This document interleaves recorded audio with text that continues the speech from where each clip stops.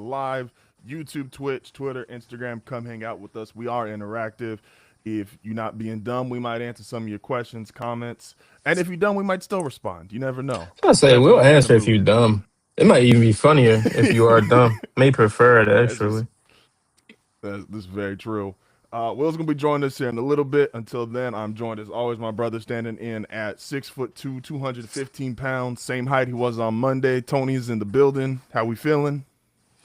Feeling good, man. Snow is melting, so that's fun. Even though it's gonna snow again this weekend, but That's see, I gonna have deal with the Saturday's problems on a Wednesday. see that's the future me. That's Matt's favorite saying. He's like, that's a future me problem. I'm not even worried about that right now. Like, That's a I'll fact. get to that when I gotta get to it. I was like, it's not even my concern right now. That's so real. Which you gotta respect it. Um, yeah, like I said, Will's gonna be here in a little bit, so uh, it is obviously Cole week. So I will defer to you to start for rap of the week. You got somebody that is not Jermaine Cole, J. Cole, Young Simba, if niggas still calling him that. Hell no. Is is absolutely J. Cole as a rapper of the week. I feel like we could speak for Will in that instance, and that would be his rapper of the week also. And as it should be for sure. It should be, and I'm standing in unison and to piss off some old people. My rap of the week is Bad Bunny. Uh, that's just it's I had to. It's Cole's week, and we're gonna talk obviously a lot about Cole. But I'm gonna show some love to Bad Bunny. Hell of a show. Um, Shout out to what he did out there, and shout out to happy that he pissed a bunch of people off because that's sometimes what you got to do. And so I Especially if feel they're like white. That's this always is fun. this. Shout out to half of my family. I know y'all good people, man. Listen, there's two types of white people.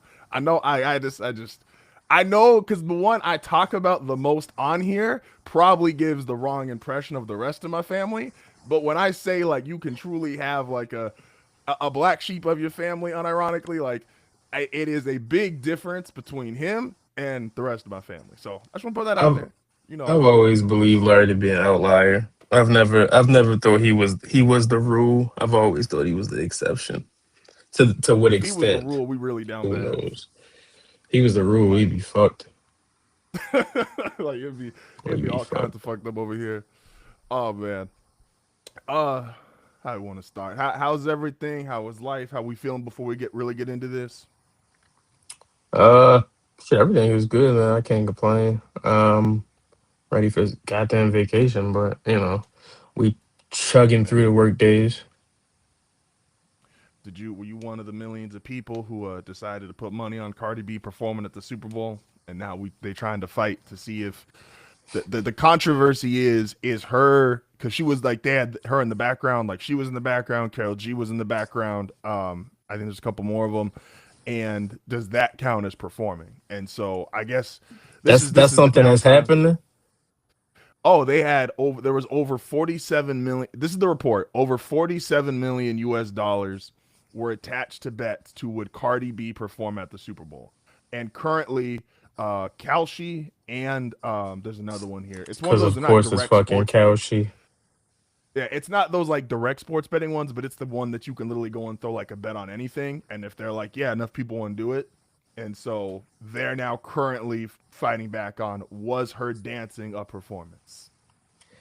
So that is Few responses to that. Number one, I don't know why people thought Cardi B would be perform. If Taylor Swift didn't perform when Travis Kelsey was in the Super Bowl twice, I don't know why you thought that Cardi B would be performing because Stefan fucking Diggs was in the Super Bowl. no, Bad but they Bunny got is a Puerto song. Rican. He is not. Bad Bunny's Puerto Rican. He's not Dominican, so there was nothing there in that way for her to do it. Like we get the Latino connection, but like it just does not work that way, as I know many of you idiots think it does. Um, what They got else? a record though. That I like that Um, record was crazy. it was like 7 years Like ago. that's nigga. They threw two like 6 year old. What was on Cardi's album last year? Like they don't give a fuck Anyway, about that shit. anyway. Um, to to Kalshi, whatever the fuck it's called. Giannis, what are you doing? What are you what are you actually doing? Like, what the fuck is going on? Like, what's happening? Are you in debt? Are you in debt? Like, what's happening? Giannis Antetokounmpo, I'm talking to you. I'm talking directly to you. What's That was happening right now? Are you okay? And Adam Silver, what are you doing? Like, what the fuck? Investigate. Like, what are you doing? This isn't okay. Have a that's spine, you weasel. Like, this is not all right. You nah cannot have the Giannis one. one of the best players in your league's history come out as a fucking partner to an unregulated gambling site. Like, what are you doing? That's insane, especially when like because the entire week leading up to it, like before you even got like the Kalshi announcement, and that was nuts. One of like the quote unquote, and it's not really a controversy, but it's just like we've had two definitive NBA insiders, right? And we rely on like for like all the big insiders for any league, right? Like we acknowledge like Adam Schefter, like hey, he's gonna have X amount of things first because he's already got all these resources built up, and that's supposed to be reliable. Obviously, it was Woj forever, and now Woj is whatever the role is he took with his alma mater, and so now he's doing that. And Shams. And one of the storylines is like, oh well, Giannis doesn't fuck with Shams. No one really had an exact reason why, but apparently, he like his camp just does not fuck with them, and so he's like, look, any reporting, and that's why people kept clowning on Shams because he had all these like, oh, Giannis is going to get traded. Oh, these teams are interested, blah blah. And Giannis's camp was like, we don't fuck with him. He doesn't know shit about us. He don't know who we talking to. Even though he was That right being every time. that being said, you yes, when you have like, and I get it, like, because there's bigger deals, like there's little insider trading inside the American government. You can't be an NBA superstar. People are allowed to place money and wager. Like when you are expected to be traded, or there is the thought that you will be traded, and you are then allowed to have influence on that and then go join the fucking company which is accepting money for this thing you have the utmost influence on because the nigga literally has a no trade. Like the nigga literally is allowed to say I want to be traded or no I don't, and he can revoke anything. And so yeah, and Adam Silver is we're gonna get into him too because Adam Silver it's been a bad couple weeks, man. I don't To say know the least. the rollout of what I don't know what he was expecting to get like when he announced the influencer shit at the All-Star. Like, you're the fucking National Basketball Association. You should not be going and saying, hey man, we really need some kids with 1 million followers on Instagram. That's gonna really you have LeBron James, Steph Curry, SGA, like go down the list of superstars, like real actual superstars, and you relying on some fucking influencers. Like we were just like 2 months ago. The NBA was off to such a great start, man. Like we had it. Like Amazon's coverage was fire. Peacock's coverage was fire. We didn't have inside the NBA really. It was like the start of the season was off to a fantastic start, and the niggas just let the rings go. Before we fully dive into that, excuse me. Uh, you've been reading some books, man. And I've seen a couple of them you post on your socials, but let the people know what you're reading. We did an update this because we did at the end of last year. What you been reading to start the year off? What have I read so far this year?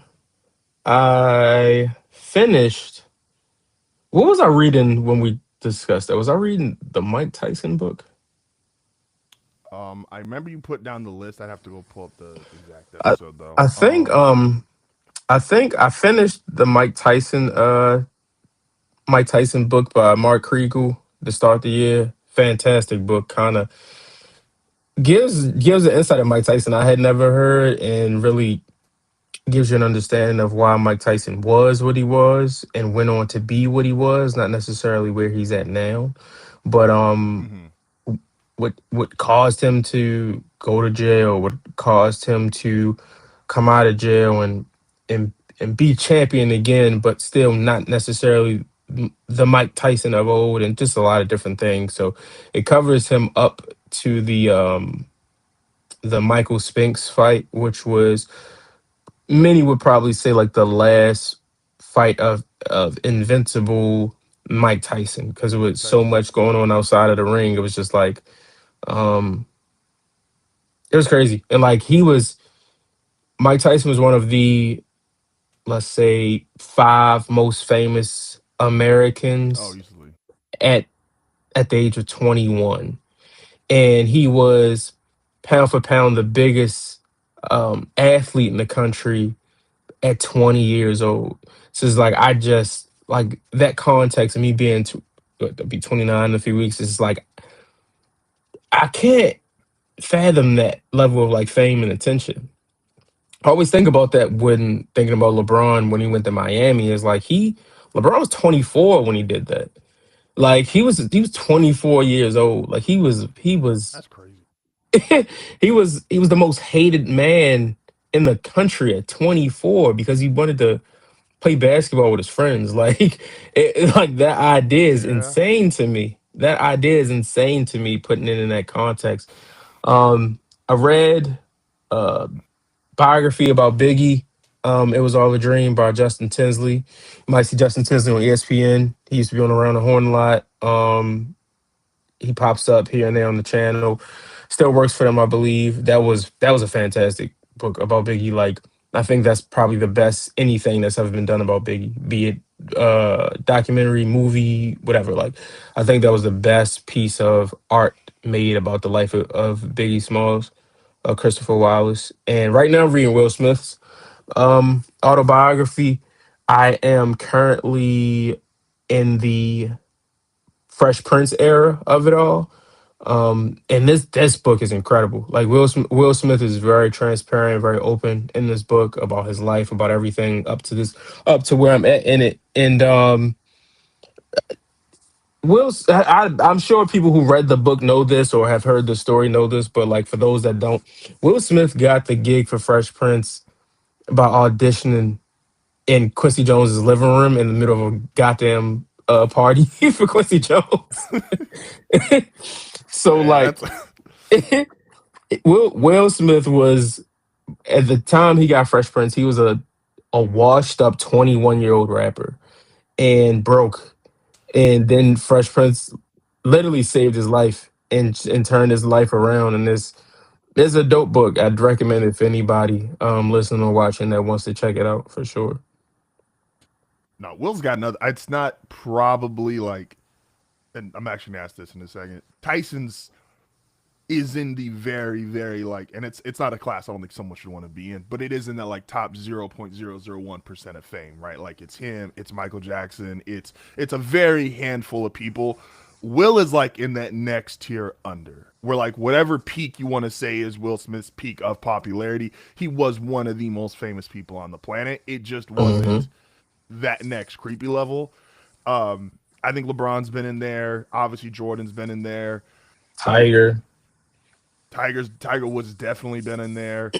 Uh, I'm always impressed, and this may be LeBron's best attribute. Like we crack jokes for some like the thing is like oh him lying or like the books and shit. I'm like for LeBron to be that level of popularity and for the most part normal, I think is different from everybody else. Because like, and I love Michael Jackson. I will sing Michael Jackson's praises. Michael Jackson is weird. Like if you just look at Michael Jackson's life objectively, like, and obviously I'm not doing the court stuff, but it's like my man was a little off. But he was famous. He was so unrealistically famous as a child that I'm like, well, yeah, of course his life has worked. Like he didn't live like any of us else lived. And Mm-mm. Tyson was in that space, and it's like I do give LeBron a lot of credit from just a human being perspective. I'm like, hey man, you pretty normal. Like, if the worst you at worst I got is like some bad sports lies and you not reading a couple books, and you are that level because what LeBron's fame, let's say it peaks to superstar level at what would you give him 13, 14? Like when he's like all over ESPN, chosen When one at he's like 16. becoming like when he's a superstar, like when he's becoming one, you mean? Yeah, I would say like 16 years old because he's in the NBA at 18. So at yeah, 16, he was already like the next big thing. yeah. That's the Sports Illustrated cover. Like it's and again, I don't. begrudge because I do think it is a warping experience. Like Mike Tyson being weird and wild now, and obviously some of that you can blame on drugs. It's like that you just got to live an entirely different experience, and I don't totally blame you if you come out of that being, not that normal. So The like th- Tyson ain't that normal. the thing about Mike Tyson that I realized in listening to the Mark Kriegel book is that he went from, not overnight, but it can feel that way when you're so young. He went from absolutely nothing to Oh yeah. everything you could ever want. And I don't mean nothing in the sense of like, okay, you're poor, you don't have much, you can't get the clothes you want, can't get the shoes you want, you know, but you still have community. You still have people around who care. He didn't have Mm-hmm. anything or anybody. Like he didn't have that. He didn't have a mother. Like he didn't have a mother, he didn't have a father. Like the early trauma of his life, it I always say this about the human brain, is like it's so sensitive. And I don't think people really I think people underrate how sensitive the brain is, especially at a young age. So Oh for Mike Tyson to suffer so much trauma at a very young age, it shaped him in a way that, obviously he had the sexual assault case later on and things like that. yeah. So, ending up in the situations he ended up in, or the things happening to him that happened to him, or him doing things that he may not have done. I'm not here to say he did or didn't do anything, but it can you understand why these things happen based on the things motherfuckers obtain like that. Like to have nothing, to have absolutely nothing, to not have love, to not have clothing, to not have food, to not have shelter, to have everything you could ever want. It's by 18 years old. It's insane. It really is. Yeah. Not to the young point, and then we'll move on. Like when I work with kids, and I kind of identify with two things, but it's really kids learn comparison very fast. And I always say the two things kids figure out before no one's got to tell them. Kids figure out if they're stupid, and kids figure out if they're fat faster than anything. And that's because you look around the classroom, and it's like these examples like popcorn reading, right? And people make jokes about this, but it's real. If you a kid who naturally like you read well, you don't mind reading in front of the class, or you don't mind reading at your seat. Like it's easy. If you a kid that struggles to reading, you don't want to do that shit because you know without anybody telling you, oh, I don't read like him. Oh, he must be smarter than me, and that naturally triggers something in you. And it's the same Hmm. thing with weight. Kids that aren't athletic, kids that are heavier set, like they realize that, and you take that and you can break it down. There was the schools I worked at was kind of all the same demographic, but if you had a kid who was like drastically poorer than some of the other kids in the classroom, like you don't got to tell somebody, oh, I don't got money like this person. You will just naturally figure that out, especially at a young age. And so, to your point of the human brain being sensitive, like kids figure that shit out, and people as a whole. But yeah, Mike Tyson's lived a life, man. For sure. Like just lived a fucking life. So, what we are going to do today, because I've seen a lot and I got a lot I want to respond to. I don't think a lot of y'all deserve J. Cole's music. I have seen some of the most egregious, most. This is the one part of, and I'm from California. Like I even got like Yes. can't really see the camera right now. Like I got Kobe and Nipsey on my sweatshirt. Like I big Kendrick Lamar fan, but this is one of those things we're losing the plot. A Kendrick has nothing to do with this album. Drake has nothing to do with this album. This is a J. Cole album. B, just because one guy is killing it and he's at the top of the game and great and congratulations to him, that does not mean because you feel like somebody was like, you can isolate great projects, right? Like we talked about this last week with the Grammys. I GNX win a Grammy, dope. GNX is an awesome project. It does not change my feeling on Let God Sort Them Out. They're two different projects. I think they're both classics in their own right. They're both amazing bodies of work.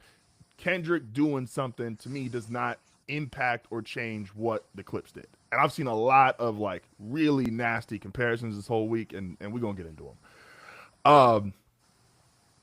Also, too, I guess this is my first which I want to start out with. In the other comparison I saw that is probably fair, but it's just tough. This is a double album. We do not have an extensive list of like classic, super amazing double albums in hip hop. So and All Eyes on Me and Life It's After only like Death both two. I was about to existing. say it's only two, really. Like those two. Well, I've also seen a bunch of niggas tell me Big Crit put out a fucking classic in 2017. I haven't listened to it, but I'm gonna let him have it. I'm gonna let him Hey, have it, man. I know Crit can rap. Not my guy that I listen to a bunch, but I know Crit can rap. So if he put out a great project, I'm happy for his fans. Does it automatically invite if you are any rapper of note and you do put out a double album that like we are gonna get some of these inherent conversations about those two? I feel like you gotta know that. Like the first the first double album in rap was That's what a was good. it, Biggie? That's a good trivia question. I'm saying this now because I feel like I just learned that Will Smith was the first double rap album. I think he was actually. Um Uh, yeah. He's the DJ. I'm the rapper. DJ Yeah, Jazzy Jeff and Fresh one Prince. was, Yeah. but even that was one side of that is Will rapping, and the other is just Jazzy Jeff on the ones and twos. It's not like both sides are rapping. So the only Mm-hmm. one we got as far as both rapping, the first one that we got of rapping was Biggie, was Life After, no, was Pac. I'm sorry, oh, brother. Imagine imagine that me saying imagine me saying that in '96.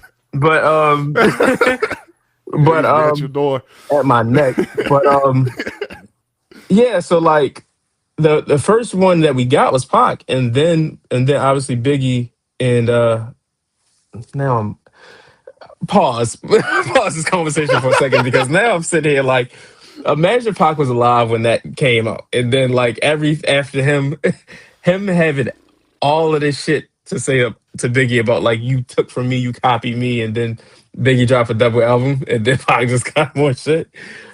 But Pac would have been. I Pac, can't man, say. Pac. I can't say it. But like, there is a. I can't say it on the microphone, man. I love This Pac. Pac is a legend. There's just some things that it's like Pac was. A lot of y'all that think Pac was. Yeah, no. There's. we'll get back to Biggie and Pac. Funny enough, due to this album, but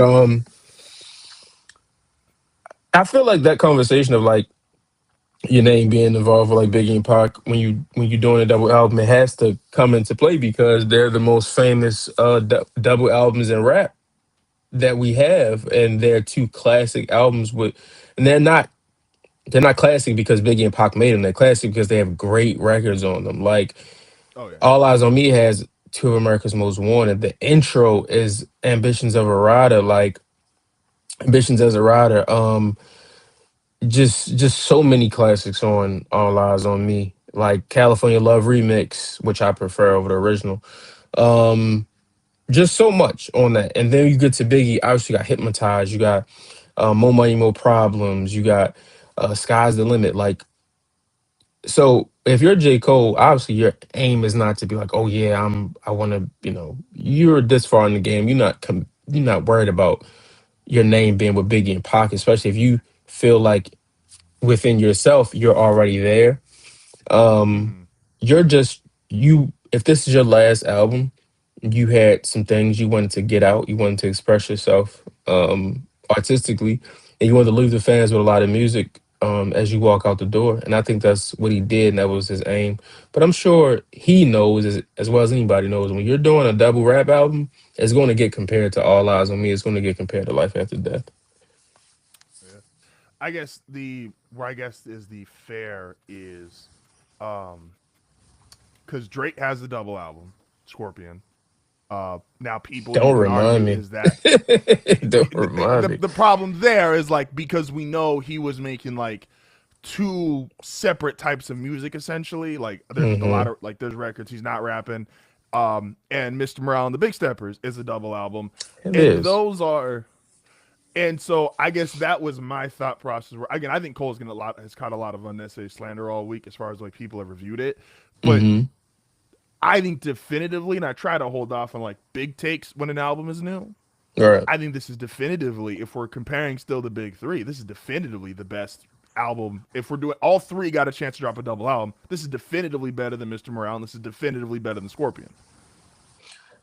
Scorpion is such a funny project because the second the second side of it, which is essentially the R&B side, has some good records on it. Mm. but it didn't need to be a full project because Jaded is on that. Even though Jaded is Mm. kind of problematic, but that's another story for another day. It's a That's really a lot good of music is record. problematic. It's a really good record. It has Nice for What on there. It has what's the other joint I like a lot? Is the Kiki You Love Me joint on there. What's the name of that? I haven't I don't listened know to if it in that so song is nice. long. That's nice for what, but No, Nice for What is with the Lauryn Hill sample. Um you right. No, wait, hold up. Damn, why What's can I what's the not? track? I used to play the shit out that song. I cannot think of the name of it right now. Jaded. Are you sure? No, nice for what? In That is my the Lauryn Hill feelings, in sample. my feelings, in Oh no, my am I feelings feeling? is Oh, yeah, okay. yeah, I'm sorry. yeah. Yeah, you're right. You're right. You're In right. my Okay. feelings. I'm my bad for that because yeah, I ran in my feelings into the ground. That was my shit. But yeah, so that's on the second Michael part. So it's like Jackson's on this album. that song is not good. That's the problem. It's a lot of fatter on that second part, which if he just put a few of those tracks from that second part and made it one solo album, it would have been better. But that first part is great. Like the intro is incredible. Like he is rapping his ass off on that. But that's just Oh, a I'm a Scorpion. Scorpion defender. That's just a Like Scorpion aside. But as far as the double albums go, like I had not listened to Missing Around the Big Steppers. I kind of don't want to. I kind of don't it's want not to, the but your life's in a but good place if you don't want to listen to it. I will eventually. I just haven't because number one, it is a lot of rap to consume, and I can only take that much rap from my favorite artist. As big of a Kendrick fan as I am, I can't sit here and say Kendrick's one of my five favorite rappers. I can only take that Mm-hmm. much music, that much rap from maybe five guys. And even that's a stretch, really, because my five favorite rappers of all time may not be my five favorite rappers today. So it's like I don't even know if No, I that's could take valid. that much rap from them. Um, and I was fine with Cole doing this because this is his last album, or as we've said on the show for the last few weeks, at least his last album for a very long time. So Mm-hmm. so I was fine with this being a double album. So if you saying this is the best double album, hey, I can't argue that. I do know this album's better than Scorpion, so there's already that part of it all. Um, and then Scorpion did start crazy though. This nigga went survival nonstop, elevate, emotionless, God's plans, whatever. I understand what that record's supposed to be. I'm went upset you gave that a crazy. 10. And Mob Ties as your first eight. Like that's a strong and He was can't doing take a some joke. Can't rapping. take a joke. Can't take a joke. I think is the one he was. That's the one he was insinuating. Well, he was insinuated a couple times, and that's the one he was saying he basically fucked Kim because he was talking about I could throw a rock at your house because they was all living in Calabasas and sharing like the same three Kardashians. Travis Scott is taking a lot of shots, man. I'm not like the biggest Travis Scott guy, but I'm like I feel like every time niggas want to shoot at Travis, it's like, what did Travis do to y'all? No one's ever shot at Travis Scott for no reason. That's the thing. That's where it's like, That's hey, probably fair. that's where it's like, and I'm a Travis Scott fan. I have no problem saying that I am a Travis Scott fan, but no one's ever took a shot at Travis Scott for nothing.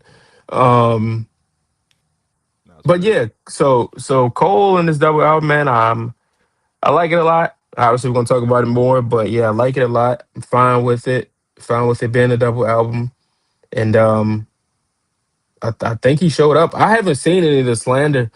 I know you've told me about it over the last few days through text. Erica told me she saw some. Like I haven't seen any of the slander. Like I've interacted with the positive of it. I've seen some Mm-hmm. criticisms of it, which is more than fair and fine, but I haven't seen anybody just flat out shit on the project. So yeah, it's definitely it's gonna have its detractors because it's J. Cole. Like that's natural. I think at That's this point, like you either like J. Cole or you don't like J. Cole. There is no in between with it. You can either say, "Hey, I'm not, I don't listen to him all the time, or I don't love all his albums, but I do like J. Cole," or you just don't give a shit about J. Cole. You don't like him. You don't listen to his music. Like there's that. Um, yeah. and I think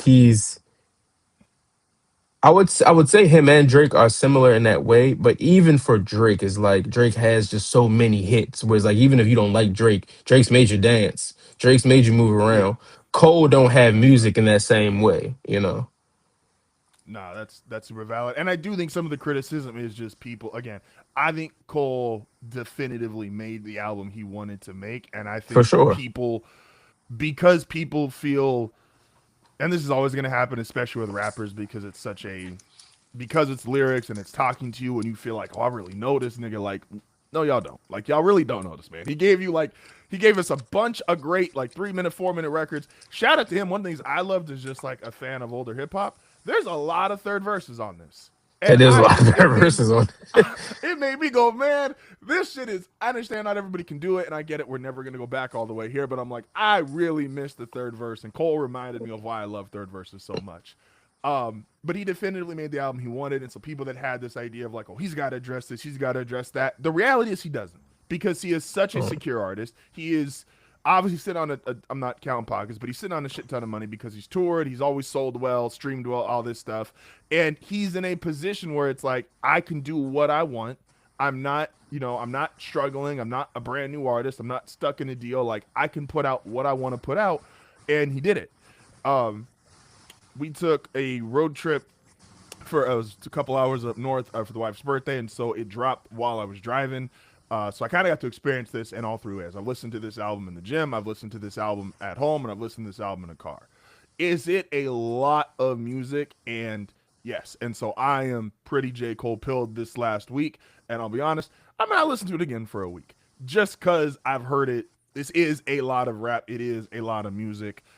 Cole even addressed that on that list he put out where it's like, oh, was It's a Boy an album? He said, yeah, it's probably going to come out, but like this is a lot of stuff I just put out the last week between the tape and the project. It's like it's just too much music. I don't want to put something else out too close to it. If it actually does drop, we'll see. But Cole gave us a lot. When he started, again, just going through those first 3 or 4 records of like the way he's rapping, the stuff he wants to address, which we kind of joked a little bit last week about the Cuddy Jim Jones shit because it's something that Yeah. on Joe's podcast they talked about where he was like, "Oh, we don't know some of these people Cole is talking about because on 29 he's taking you back to like I was 29 years old, I was already famous, I had made it, and I went back to my hometown. And North Carolina is obviously not some as far as hip hop goes. I don't want to disrespect North Carolina. Y'all got an all-time basketball team, but as far as hip hop goes, North Carolina is not California, Atlanta, New York. And so they said, do we want to hear this shit? Because like niggas can't relate to you because it's a small town. People don't know. And I'm like, if J. Cole was from California and those were stories about him being in LA the same way Kendrick's done it, or if he was from Atlanta and he gave you some story, pick your song, like pick a reference from any big time Atlanta artist you want to go, or if he was from New York, I'm like, this wouldn't be a criticism. Niggas just don't know North Carolina outside of J. Cole and the basketball team. Like, and now Bill Belichick the last year. And so Was it's like, was that a criticism Joe and them had? Like we can't relate because this a North Carolina thing. so on Poor Things where he's doing like where he's really going at dude, where he's like, oh, dude, I'm like Whoever that talking may about be, your shit. yeah, yeah, Yeah, they're just like they're like, yeah, hey man, what like I feel the energy, but I'm like, I don't know this nigga. You like you would like you J. Cole and you attacking like some local rapper essentially. Like you don't know this nigga, and it's like, how are we supposed to feel about this? And I'm like, but if it was some local rapper from New York, LA, y'all be like, hey, nah, that's fire. Like that's a because those are more like we can assume like niggas don't know what a rapper from North Carolina looks like unless they're yeah. J. Cole. Right, And and so his whole thing with that was not like shitting on him in a way of like I'm bigger than you. Like his that song is clearly like you are representing a life I know you have not lived because we lived the same life. So it's more of a yeah, be honest song than it is like, oh, you ain't shit record. no, him telling that nigga like you intelligent like that just made me laugh. I was like, he's like he's like you got good grades, man. Like you smart. I'm Yeah, like, what trees is on your wrong with block. Like that shit? Like, oh my gosh, and again, Cole's talking from a what do you call it? And so yeah, but like that was one of them. Like Cole was again to start this album off like just rapping his ass off. He's giving you these different stories. He's giving this insights of a time that he's like you can tell whether this is like I don't know the man. like he did a great job of either exact like this album really has been in his like he's been writing it for the past I think I saw Cole's like 41, 42 now. So he's either really been writing this for over a decade or he is just so good at what he does where he could really take you back to be like this is how I was at cuz I even thought the way he was rapping on 29 and that whole disc felt like it was closer to the younger J. Cole. So take first album, Some Born Sinners, and a little bit of like the mixtape you could still feel from him, right? Like I felt Hmm. you almost took you back to like this is how I used to rap back when I was that age. I got Um, that too. Like he, if you listen to the album, he took you through different eras of him as a rapper. mm-hmm. Just a little bit more refined lyrically, but from like a flow Oh yeah. standpoint, things like that. I got that also. Where did you first listen to the album? Were you listening at home? Listening to the gym?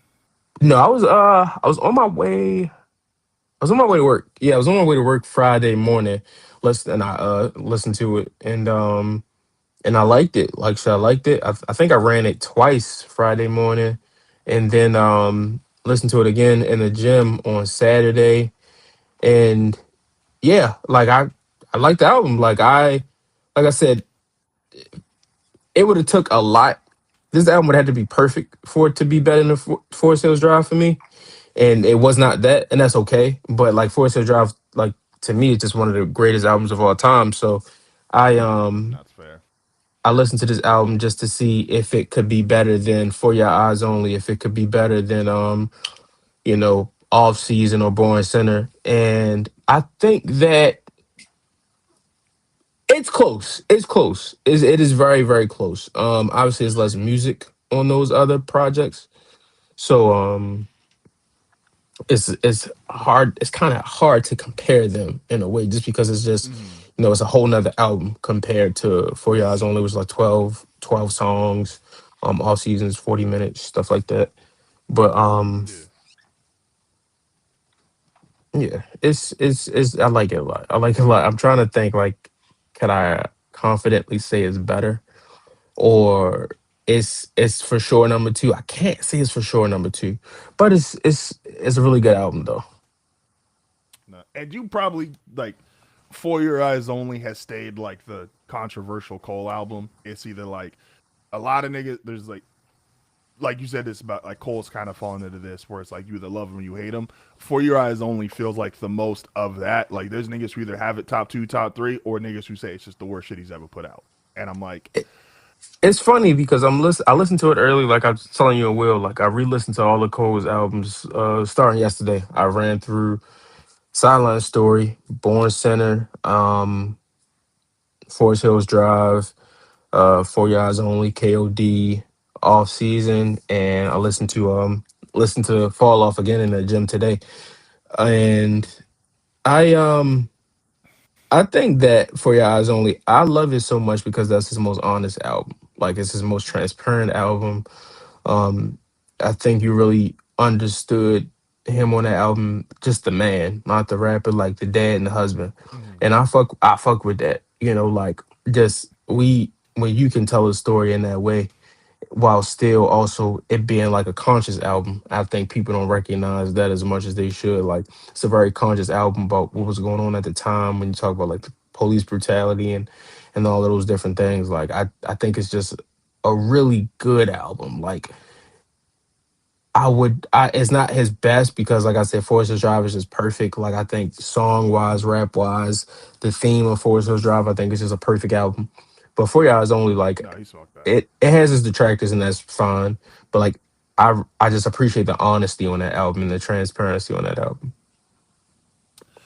This album, one of the things I also think, and I think about this shit too much. This also solidified for me because this is basically the entire album. Both sides are him telling stories, right? And it's from different perspectives of his life, different times in his life. Hmm.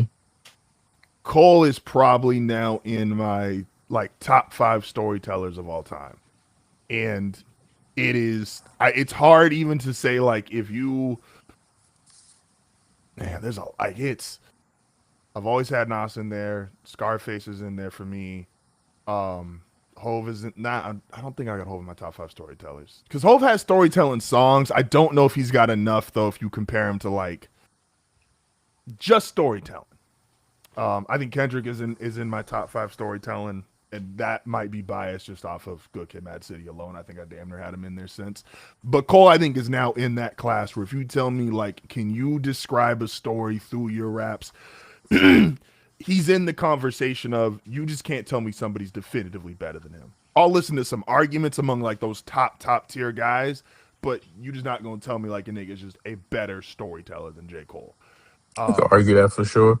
That's a good. I think that's a. I'm not mad either way. If somebody got somebody in front of Cole, but I'm not mad at you having Cole number one for sure. Yeah. The I would probably. is there I a probably still would say Biggie. I probably still would say Biggie, but I think Cole is in the top 5 to 6 though. that's what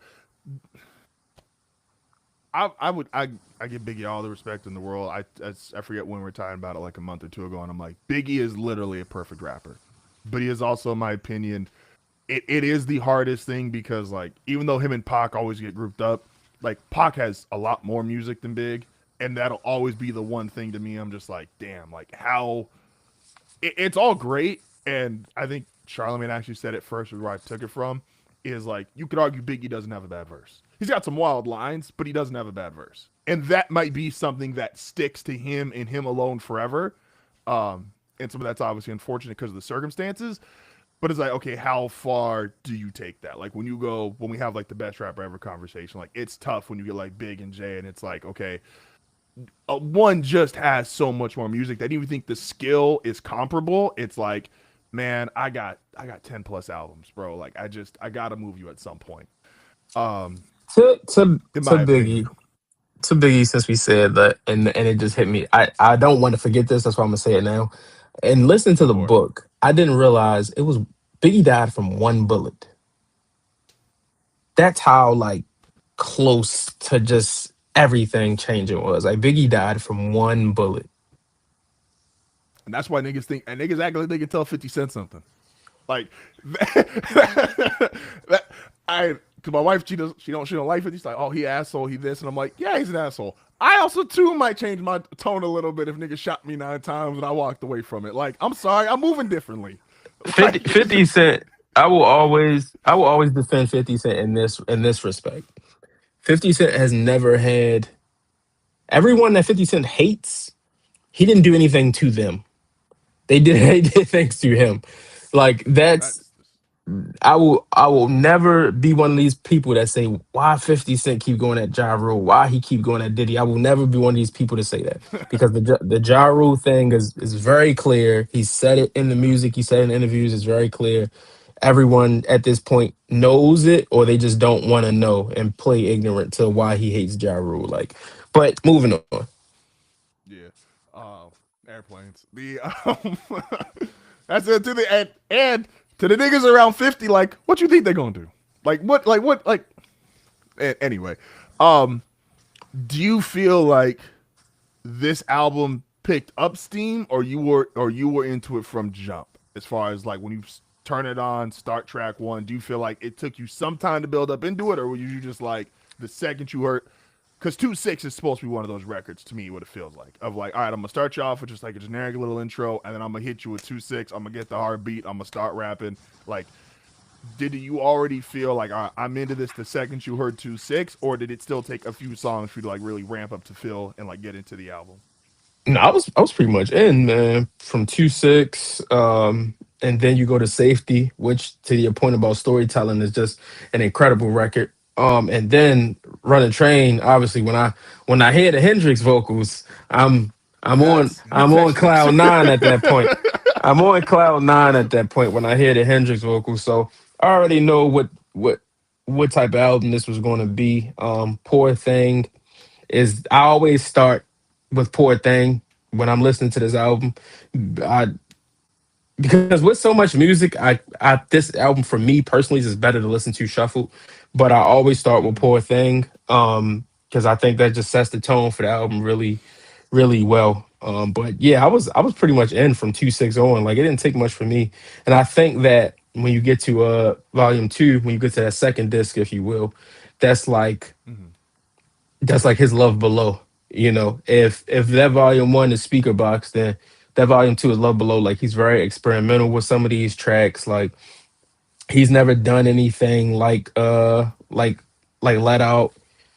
He's never done anything like Old Dog. When you think about him and PD Pablo, like with the Boosie sample, like he was trying a lot of different things on that second volume that I think separated from that first. But yeah, I was for sure locked in from the go. No, I agree with you on the experimental side, and I think when you're someone, this is just my opinion. Again, I try to always, because I feel like a lot of people say their opinions is facts. I don't want to come off that way. I think Cole feels, and I think he should, so confident in his own ability to rap, his own ability to make a song, because he's obviously already proven it. A lot of his production and stuff has been done in house, and so I think he probably feels like if I do go out and experiment, like I could make any song work. Meaning, even Hmm. if I bring you on and it's something that sounds different and stuff like, because I agree, because and I'm trying to make sure there's a couple obviously like R&B and some singing on there, but Future's like the only. Future's not really rapping, but he's the only rapper that made it on. I'm trying to go through my head right now. I'm I ain't like, gonna disrespect PD Pablo well, but like I'm talking about like actually like rapping. And with a again, Future is verse kind of like is so because he's on because there, but it's more Boz to didn't have a do. verse, did he? Was he on like I hook duty or did he have a verse? think I'm pretty sure it's. I'm trying to go through right now and like make sure. Um, let's see here. I'm trying to go through. Again, it's a lot of songs, and so I'm not acting like I got every single song memorized. Despite as many times I've ran this shit back, but um, Pablo. No, I don't think we got a boss verse. We got yeah, like Thames is singing, Future is like hook. Uh, yeah, like I'll so, but I again I feel like Cole to my point of like even if he goes out and does something experimental, something that's not quote unquote like him or his sound, he's so confident in what the level of rapping he was doing and his ability to rap that it's like I can kind of work with anything. And so I'm going to take this chance. And if this album has again really been in production or being made over the course of this long period of time, like yeah, let me get that, let me work on it, and he's going to have obviously ample time to fix it or correct it if he feels that's what he needs to do. I was And listening to so KOD earlier because you got to remember the outro on KOD is like the intro to the fall off. It was the mm, what's the weird nigga that fell off name? that's a lot. That's Fair, very fair, very fair. that's It was I can't remember his fucking name, but yeah, it was like the diss to him, and that was called Intro to the Fall Off. So that was 2018. So yeah, he's definitely been like mm, teasing this for a long time. yeah. Excuse me. Oh, are you good, Will? Or is you still setting up? I'm good, Joe. No, I'm good. All right. I'm just Hey, pulling some shit up. like we said he was gonna be here, and he has arrived, standing in 6'3", 225 pounds. Will is in the building. How we feeling today? I'm good, man. Amazing, You sensational, want you fantastic. nigga, you Ti start. See, look what happened when Ti start dropping music. Niggas want to start using big words again. Niggas just here. Like I said, Ti, and, it, that's and I'm funny with as it so hell. far with Ti. That's for another episode, but I'm with it so far. What I've heard from Ti. I understand it's only one record, but I'm with it. Um, the we're talking about the fall off right now. Where did you first like decide to listen to it? Were you at home? Were you in the gym? Were you in a car? When was the first time you started to listen to it? I think originally I started listening to it probably at home, and I think I maybe only listened to like one or two songs, and I was like, yeah, I'll listen to this when I get to the gym. So I didn't. I started it initially, but kind of didn't really get too heavy into it. But I ended up playing it in the gym on maybe Sunday. Okay. I think What Sunday. was your first time listening through? What were your early impressions? I mean, I thought it was cool. I thought he was rapping. I mean, we talk about J. Cole and his rapping ability. I think I will say I think it got better the more I listened to it. And I mean, we talk sometimes about like longer albums and kind of how trying to get them to keep your attention and things like that. So it's like I think it took me a couple of times. Like as I was listening to it, it'd be a couple of songs that kind of catch me, but I was kind of in and out of it even while I was at the gym. But I think I ran it back a couple of more times, and I fuck with it. The we were just talking about, and I don't know if you've seen some of the same stuff. Is some of the criticisms that I heard, excuse me, A was on Joe's shit. They were talking about the the nigga who was calling Punk bitch, and he was going at him, and they were basically saying like, I don't know who that is, and because again North Carolina is not some major hip hop state, like it's harder to imagine that versus if you were to do that shit in a more well known city as far as hip hop concerned. So L.A., Atlanta, New York, take your pick. Did you see people criticizing the album, or did you have Tony's algorithm was all cheers? I didn't really see. I mean, I think I seen some people criticizing it, not a lot. Um, and my bad, I was looking at the track list over here on this side. I did see some criticism, but not. I definitely seen more love than hate. I love that But I I think, tweeted but I this think out. I did. My bad, Joe. But I think I did. Like I know I follow.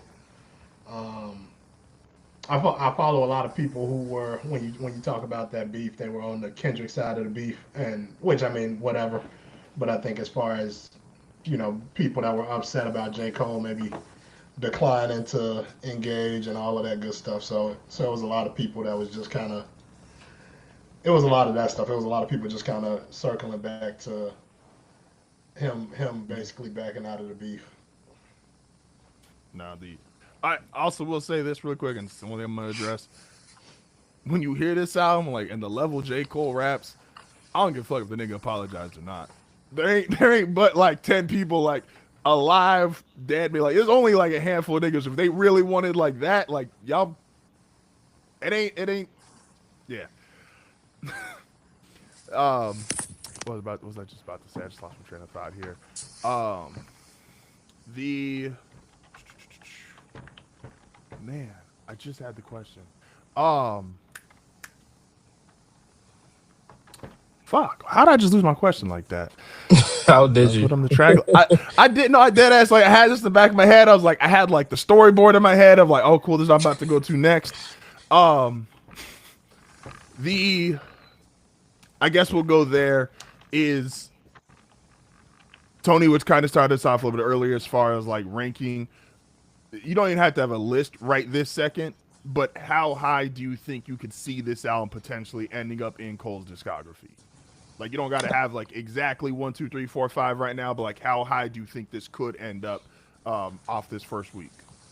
I think it Now could the week reach. has been out, but I think it could reach two. I think it could reach two just because Cole's always been like a flawed album maker. So he's never made like just the great album after great album after great album. Even if we've enjoyed them a lot, they're not mm, perfect albums. They're albums with flaws, or be it lyrically, song selection, or just like the the amount. Maybe this is for a lot of people like too much music and they just can't do it, and that drops it down the list for you, which is fair. But I think it could reach two because of the quality of it, the songs, the song quality and the rapping quality, which he's always done great. So at that point, it just comes down to kind of feeling what's better for you. Like I can say, I think Silent Story is his worst album, and that's not me saying this is worse as in his trash. I just think mm, his following albums are just that much. He's a much better rapper in his next albums, and he's okay, much more in control of what he wants to do in the following albums after Silent Story. So out of these seven, I think it is. Out of these seven, I would say one is Forest Hills Drive, and then seven is Sideline Story. Everything in between that is kind of whatever you want it to be. But I do think Fall Off could get to number two if it's not there already. What do no, you that's have fair. at And four if and five? Sideline Story is Not your even in worst order. album, you got a real good discography. What'd you say, Like Will? that's for sure. No, go ahead, Justin. Finish, and then I'll ask one question. oh, this is I thought about it only because when he was 20, because again, it's first disc is called 29. I think the only song like I would have liked another Dollar in a Dream, and I don't know if that's just going back to like listening to Cole as long as I have, and it's like that's what being one of his first series of songs. I'm like that would have. Again, I'm not here to criticize the album because I've enjoyed the hell out of the album. I love the album. Um, but if I'm trying to track, because I remember because he was signed at 24, right? 24, 25 Sound about right. to Hove. Yeah. And so I'm like, so this is a couple years afterwards. So I'm like, all right, I think our last Dollar in a Dream. Is it the one on Sideline Story? Did we Uh, get a fourth? no, I think we only got I'm, three. I think we only got three. only got three. So it's probably in the actual timeline of his life. It's probably like, all right, I ain't done this in like 5, 6 years now, so there's not a reason to do a fourth. But when I was thinking of like this, like on the tape where he referenced Simba, as I was almost like, damn, are we gonna get some of like those references to like the early J. Cole mixtape? Like we talked about him kind of stylistically sounding like that era at points. Mm-hmm. Is but yeah, I'll let you go. Well, where you think this album potentially could rank in Cole's discography? Mm, for me, I would probably say top four for sure. I'm not mad at Tony's take of it being at like two or three. Cause I guess what's your four and five, Tony? Even if it's not in order. Uh, Cause I actually I like Mike Delete Later a lot. Uh, and see that I for don't think me, I'd I look register at as Mike a Delete Later. that for me, I look at as like a mixtape so okay, compared to so it's like not an the album. yeah. For me, that was like a mixtape compilation type of thing. The albums I included: Sideline Story, Born Center, Forest Hills Drive, For Your Eyes Only, KOD, um, Off Season, and then Fall Off. So I would say I was telling Justin, for me right now, if I had to pick, For Your Eyes Only would be two. Three, I would probably go the Fall Off, and then four, I would go Off Season. Five, I would go Born Center, and then six, I would go KOD. So I would say if yeah, I think and I'm looking. I guess Mike Delete Later was a mixtape, so I would probably have that same order. Uh, yeah, that would be the same. That would be the same order for me. With this being considered a mixtape, even though what's a mixtape today? That's a fact. I I did see some conversation. I know, Will, you've had a take similar to this, but as the obviously leading up to the album, people were listening to old J. Cole albums and ranking them and talking about them. And Born Center was getting a lot of love. And Born Center, people, there was a mini like I feel like that whole day I was on Twitter. I don't remember exactly what day, but I saw a lot of like, oh, Born Center might actually be like Cole's best shit. I know you've talked before, like Born Center just has too much fat on the sides, but if it was actually like a, because what Born Center's 21 songs, 22 songs, something crazy like that. Shit, like more than that if The you count the deluxe or something. Ain't it like the 24 or something like deluxe that? the deluxe is like 24. The standard is like 18. Okay, is But what was all where on? because I where feel did you like the have Born? deluxe. I feel like the deluxe was like. I mean the added songs I think were fine. I think if those like I can't remember what was all on there, but I remember I think the shit with him and Janae Aiko was on there. Um, That song's let me heat. see. I just want that to be recorded. I said that. I said that shit was heat. The deluxe songs on Born Center are actually no, the standard Born Center is 16 tracks.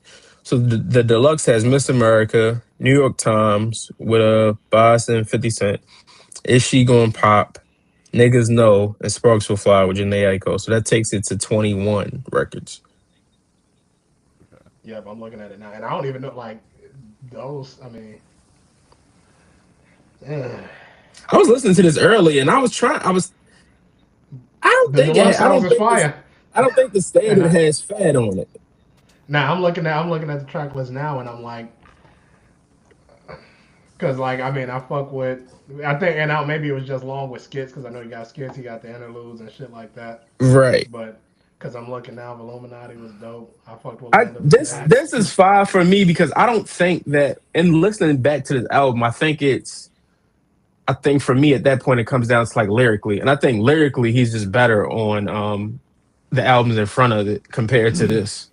I can agree with that because like even when I'm looking at some of the tracks, I'm like, oh yeah, this was dope, but it's like the rap in here ain't what it is. Like when you look at some of that other shit, Like he but got a it's lot Y'all fire tell of on me there. if some of these bars are still like geeky. Like he still got a lot of like But geek I lines think on that Born Center. for sure this would be the album for sure, one of the albums that would play into the whole like J Cole rapping the college kid shit. Like as far as like this would be the hey album that man, look, plays nigga heavily rapped his into that. truths. The y'all tell me if Whatever, I'm nigga. tripping. I remember this being like, at least I feel like I remember this being two criticisms. Is A, Crooked Smile didn't hit on release, and I'm pretty sure that is the single for Born Center. It's one of them, yeah. Yeah, and so Crooked Smile niggas wasn't feeling like that, and the Forbidden Fruit I think is the record with him and Kendrick. Yeah. And niggas was upset about that because that was again that was the height of like who's gonna make the next like joint album, and they were always Hmm. kind of like that pair, and Kendrick just does the hook. And I remember niggas being upset that it was like, damn, like you ain't even like we want like an album from y'all too, and you didn't even give us like a song rapping with each other. And so I feel like that was two criticisms of Born Sinner in This real time. this era of top rappers is definitely like this era heavyweight division. Like these niggas they don't rap together, they don't fight. Like it's just The yeah, I think I specifically remember like yeah, Crooked Smile was not like Power a Trip was Power Trip was the super real well single. received. Power Trip was Power the real Trip, yes. single. yeah, Power Trip, because that's him and Miguel, right? Hmm. That was the real single. Yeah, yeah. No, Power Trip was going crazy. Um, I think Power Even Trip came Crooked out Smile was dope first. though. Yeah, for sure. It definitely came out it first. could have been because I think they end up usually. Now Cole's not exactly like everybody else, but it was usually you get like two or three singles before shit drops, and so I don't remember exactly what date they came out, but Power Trip came out Crooked February Smile got a video too. 14th. That Cricket Smile video is the reason I can't listen to that song anymore. Mind you, the It's wild part dark. about that video is, yeah, It's that dark. I don't know, man. that It's dark. nigga, It was that nigga definitely an was wild. artistic choice, which I don't shame. It's You had kind so of to many the point of directions you could like have went with that video. I, correct, but like I don't begrudge like from like the artist being like allowed to be artistic and allowed to do things that way. Like how we talk about Mr. Morale, Tony, where I'm like, I don't listen to Mr. Morale, but I don't blame Kendrick, who's like, this is how I feel right now. These are the records I want to make. This is the concept I'm trying to explore because he went through his own journey. It's like I'm not mad at you for making that, and if that's a part of your story and your life and your career, like all power to you. I'm not turning on Mr. Morale anytime soon. And yes, I don't watch the Tell, Crooked Smile music video. But tell me why the Wet Dreams video was fire.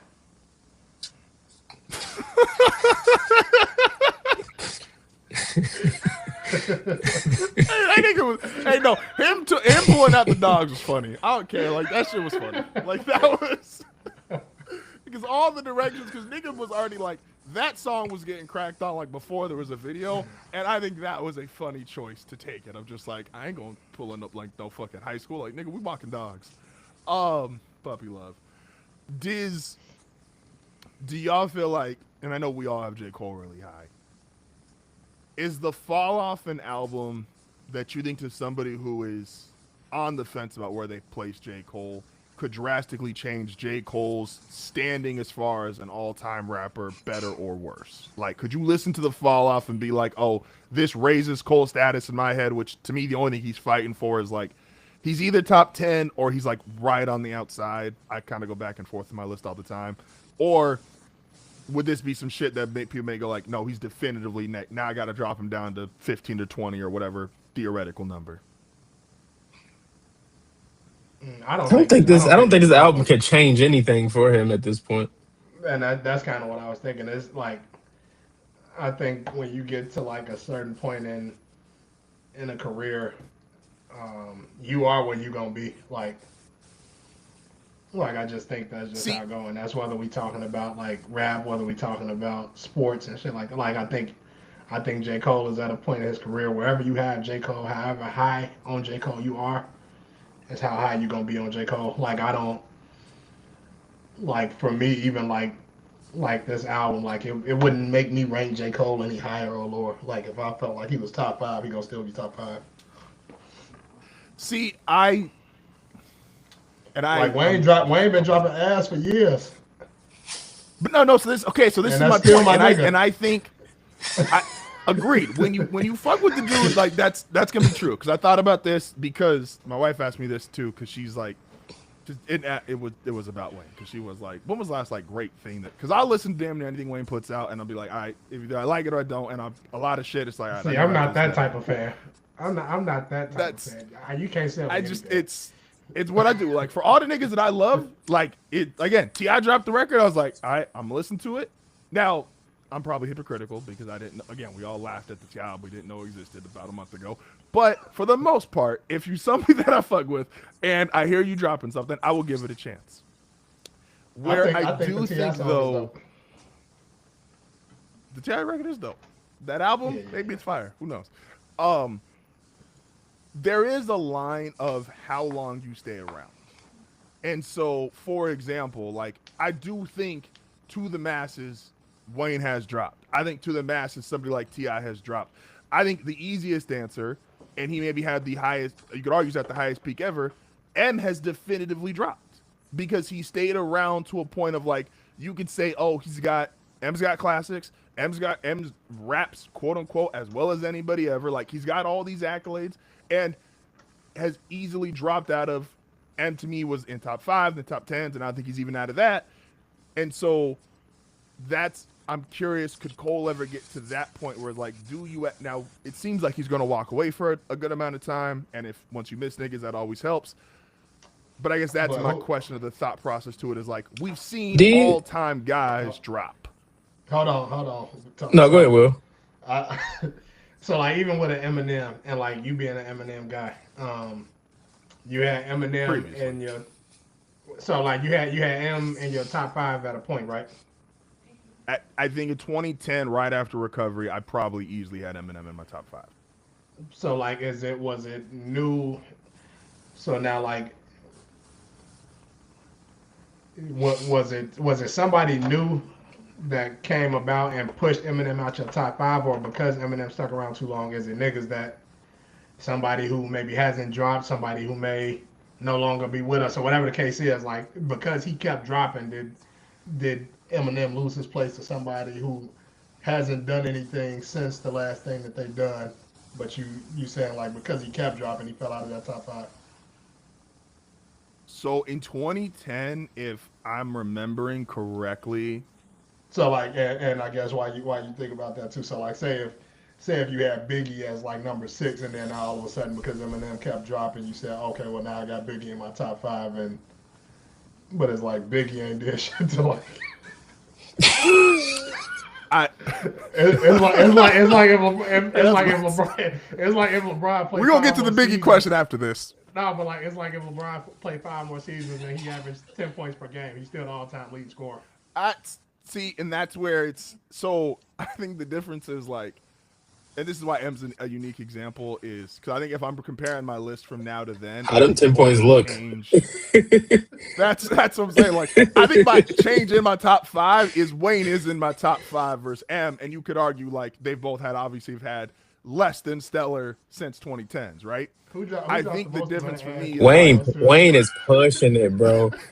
Every time he drop, he put. I'm trying my hardest to keep Wayne in the so. top five, bro. But that's why that see, but that reasons like that, like that's why I say I'm not that type of fan. Like I don't want to see your fall from grace, so I'm not gonna listen So to here's it. here's my distinction and why I think Wayne and them are different to me because obviously they both have all time peaks. That's clear. They both got classic projects. Like they both are quote unquote like rap rhyming words. They are two of the greatest ever to do it. M felt like, and I don't know how to like. M and Wayne are both bad examples of this, but for if you had another rapper that you could throw in third, X rapper doesn't quite exist. Tim Duncan feels like he aged gracefully, even though his stats were ass those last 2 or 3 years. But it feels like he aged gracefully because it wasn't like he was in our face about it. It was like he had a nice 10 in 8 or whatever he was averaging. Kareem made an All-Star game No, his Duncan wasn't no last 10-8 year. nigga. Duncan was still Duncan was still about I'm 16-10. I I got that. Kareem was averaging 9 and 7, and he was an all-star. But it was Kareem. Like he found a way to do it gracefully, right? Like we don't look at Kareem the way we look at T Mac in a Spurs jersey or Shaq in a Celtics. Like there's that's what I'm saying. Like there is, and it's not an exact science, but for some reason, like when I think of Eminem now, it's T Mac in a Spurs jersey, and I don't view other and for some and maybe it's because I think Wayne's problem is like it's I don't think he knows how to do anything different, which is the only thing he ever did We from gonna the day start he acting got like into this nigga music was like stupid. I'm gonna put out as much shit as I possibly can, and niggas still like him, so they keep putting him on shit, and so it's hard, I guess, because verse M like got ass and like went into overdrive. Like M put out an insane amount of music once he was past his prime and stopped putting out good projects, and so that was made it even like damn like now I got to deal with you like even more than when you were great and it's all trash. Versus Wayne, it's kind of always been this frequency. You just not as good as you used to be. The problem But with like that's these not an exact science. the problem with a Wayne and a Eminem like not rapping as well as they used to, or just not being like top guys no more when they do come out is I said this when Wayne dropped. What was that, Carter 6, Carter 7, one of them shits? These I guys got a Carter don't, 7, they yeah. don't do shit. Like they don't do nothing. So it's like you you're rapping just to rap still, which at a point it gets old. It just does. Like that's just a reality. And if you are going to be a rap guy, you can't do it. You can't use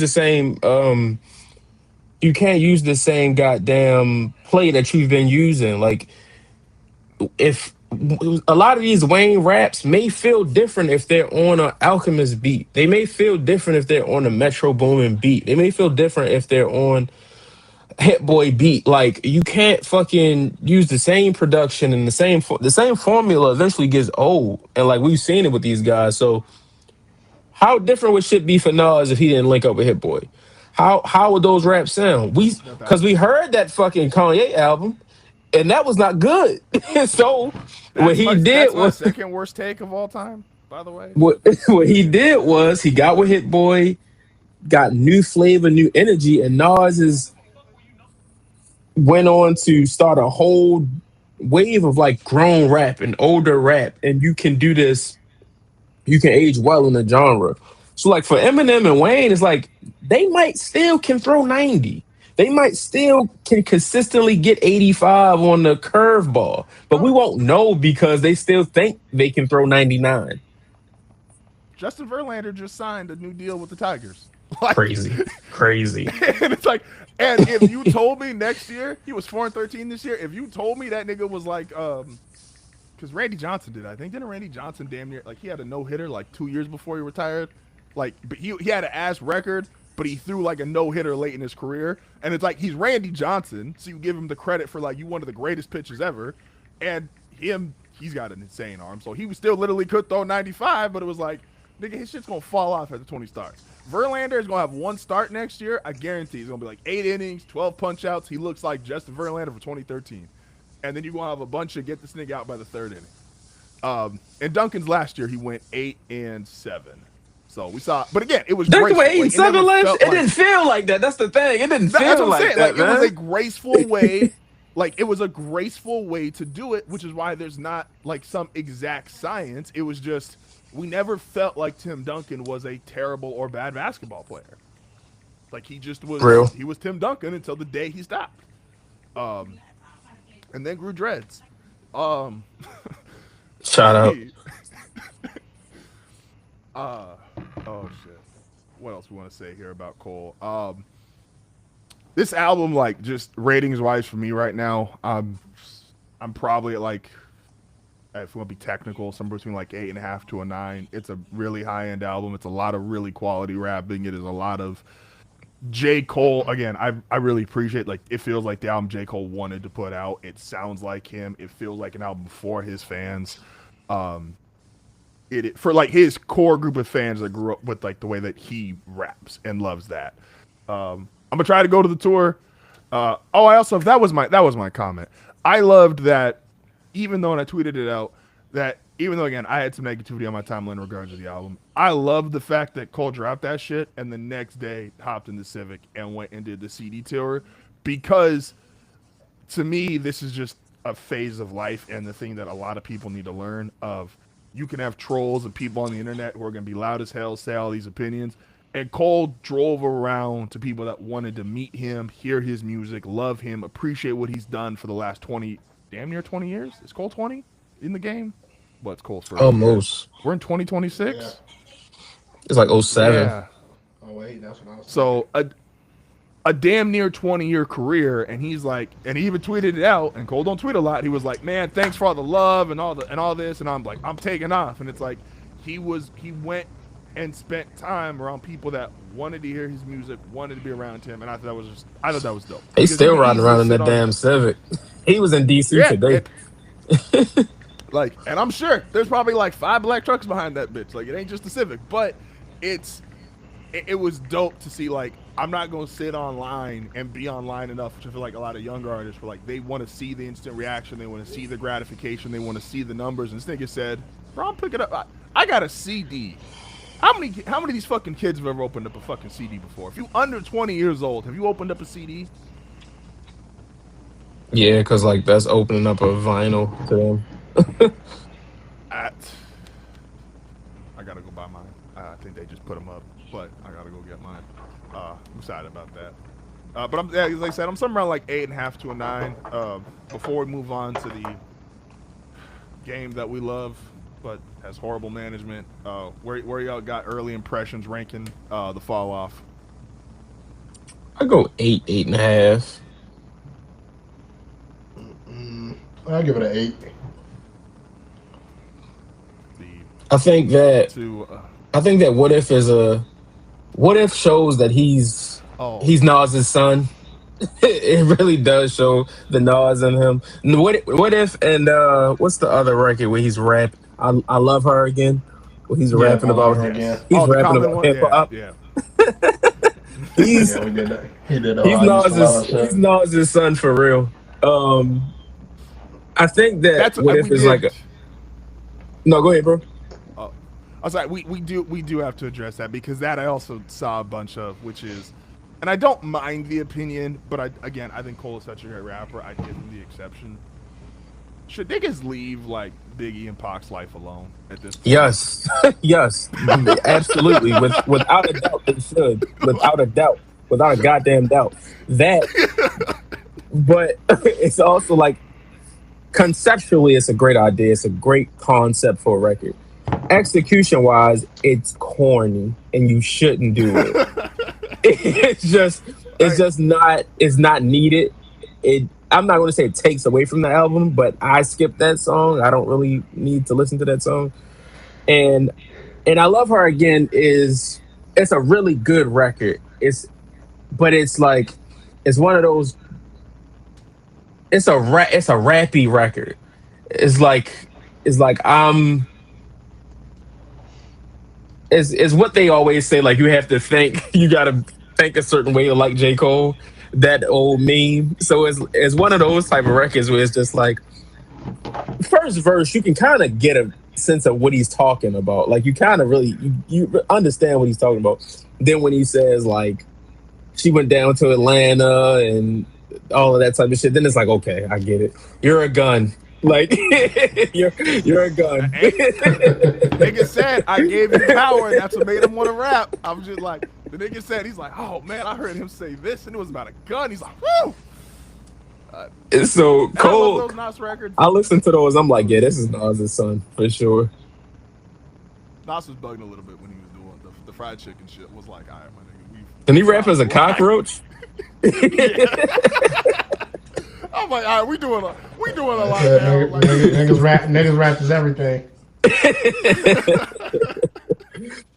I just, and it's funny because like I just imagine him high as hell in the studio just looking at some shit. He's like, man, I wonder what that pen's feeling like. Oh, I'm about to go. And nobody Shout around out to him Nas. like, Nas. he get away with them because he gets away with them because it's the same shit they clown because Joyner Lucas gets the jokes. Like niggas say like Joyner Lucas rapping for the perspective of this, and I'm like that's Nas's thing, but we don't make fun of Nas for that. Like That's Escobar, man. that's that's how it goes. That's God's son. Oh man. Um, shout out to the NBA. I guess if we shouting out, it's rough, Shout man. out to the NBA. Not shout out to the people that run the NBA. There's, I guess what we would I'll throw it up and y'all could decide where we start. So we got three main issues right now that's being talked about, and a fourth funny topic, which I'll give Nick Wright, I guess, some credit. Nick Wright proposed whites versus blacks for the All Star game if Colin Kneppel continues to like he's like if Colin Kneppel continues to keep doing good, like give him the Eastern European guys, and he's like you get Luca because in 4 years it's like or 3 years he's like all right you get Luca, you get Jokic, you get Flag, you get Knuppel, and you get Austin Reeves, and he was like you throw that against he's like LeBron's retired, and so like but we get they it was funny My nigga, if they would have been better off arguing the international players versus the Americans. But it's funnier because then you got to hear him try to like contort his words to say the blacks get Giannis, and that's worth 30 seconds of TV. Like, because That fat, husky white man and Jokic, who is they? Who are they guarding? You talking about Giannis? Nobody. You talking about But Wemby? like, You talking about SGA? You talking about Anthony that's Edwards? right. Yeah, we get Wemby, SGA, Giannis, Nigga, we can play 4-on-5. Anthony Edwards. Who's the other starter? I just saw matter. this line. This is Tony, you. Type shit. like The whites versus the blacks. The whites All right, so versus the the whites. nigga said Austin Reeves. If Austin Starters, Reeves is your fifth, Luka. Okay, here we go. Here's the full list. give me Draymond. We got starters, we got bench, and we got depth. Starters, they get Luca, Caruso, Flag, Chet, and Jokic. Starters. Although niggas said Chet might change teams. Starters. Caruso. Wait, hold on. You said Luka, Caruso, Flag, so Cooper Flag, Cooper Flag, Chet. Cooper Flag. and Jokic. Nigga, what? The bench is Austin Reeves, Franz, Lauri Markkinen, Colin Kneppel, and they get Zubac. And then they got for extra depth, they get Hero, Giddey, Hartenstein, and Sengun. The starters for the other team, we got SGA and now he did say if they started this year, so LeBron's in this one. But SGA and LeBron, Giannis, Wemby. The bench is Steph. The bench, give me the Detroit Pistons. The bench is Steph, Donovan Mitchell, Kawhi Leonard, Kevin Durant, Joel Embiid. And the depth is Jason Tatum, Jalen Brunson, Jaylen Brown. Stop it, Kenny. Stop it, Kenny. Stop it, Kenny. Oh, shit. Dolph Shades turning in his grave. But would niggas watch that game? Yes, to see. Would you watch that game versus the regular All-Star game? The Blacks is gonna win by. That's what I'm saying. Like, and if it was you, The last thing we need in this climate is that basketball game. Hey, I was Caruso. They said, man, they said it's all fun and games because like you got to change cities for the All Stars. Like it's all fun and games. So they pull up to Utah. That They pick play and roll. like Put Luke in that. Put Luke in that. Brunson and B pick and roll. But listen, you put Caruso and Reeves in blackface, and they wouldn't be top 30 niggas in the league. like Caruso he's starting for the whites. You put that in blackface, he wouldn't. His name wouldn't have came up in the top 25 blacks. Fucking whites versus blacks, bruh. Oh Hey, my niggas trying to fix the god. All Star game with anything. So that was the funny one. But we got right now the current issues. We got All-Star Weekend.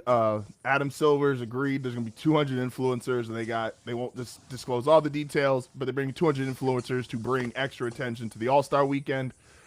We have a quarter of the league is just actively tanking and don't give a shit.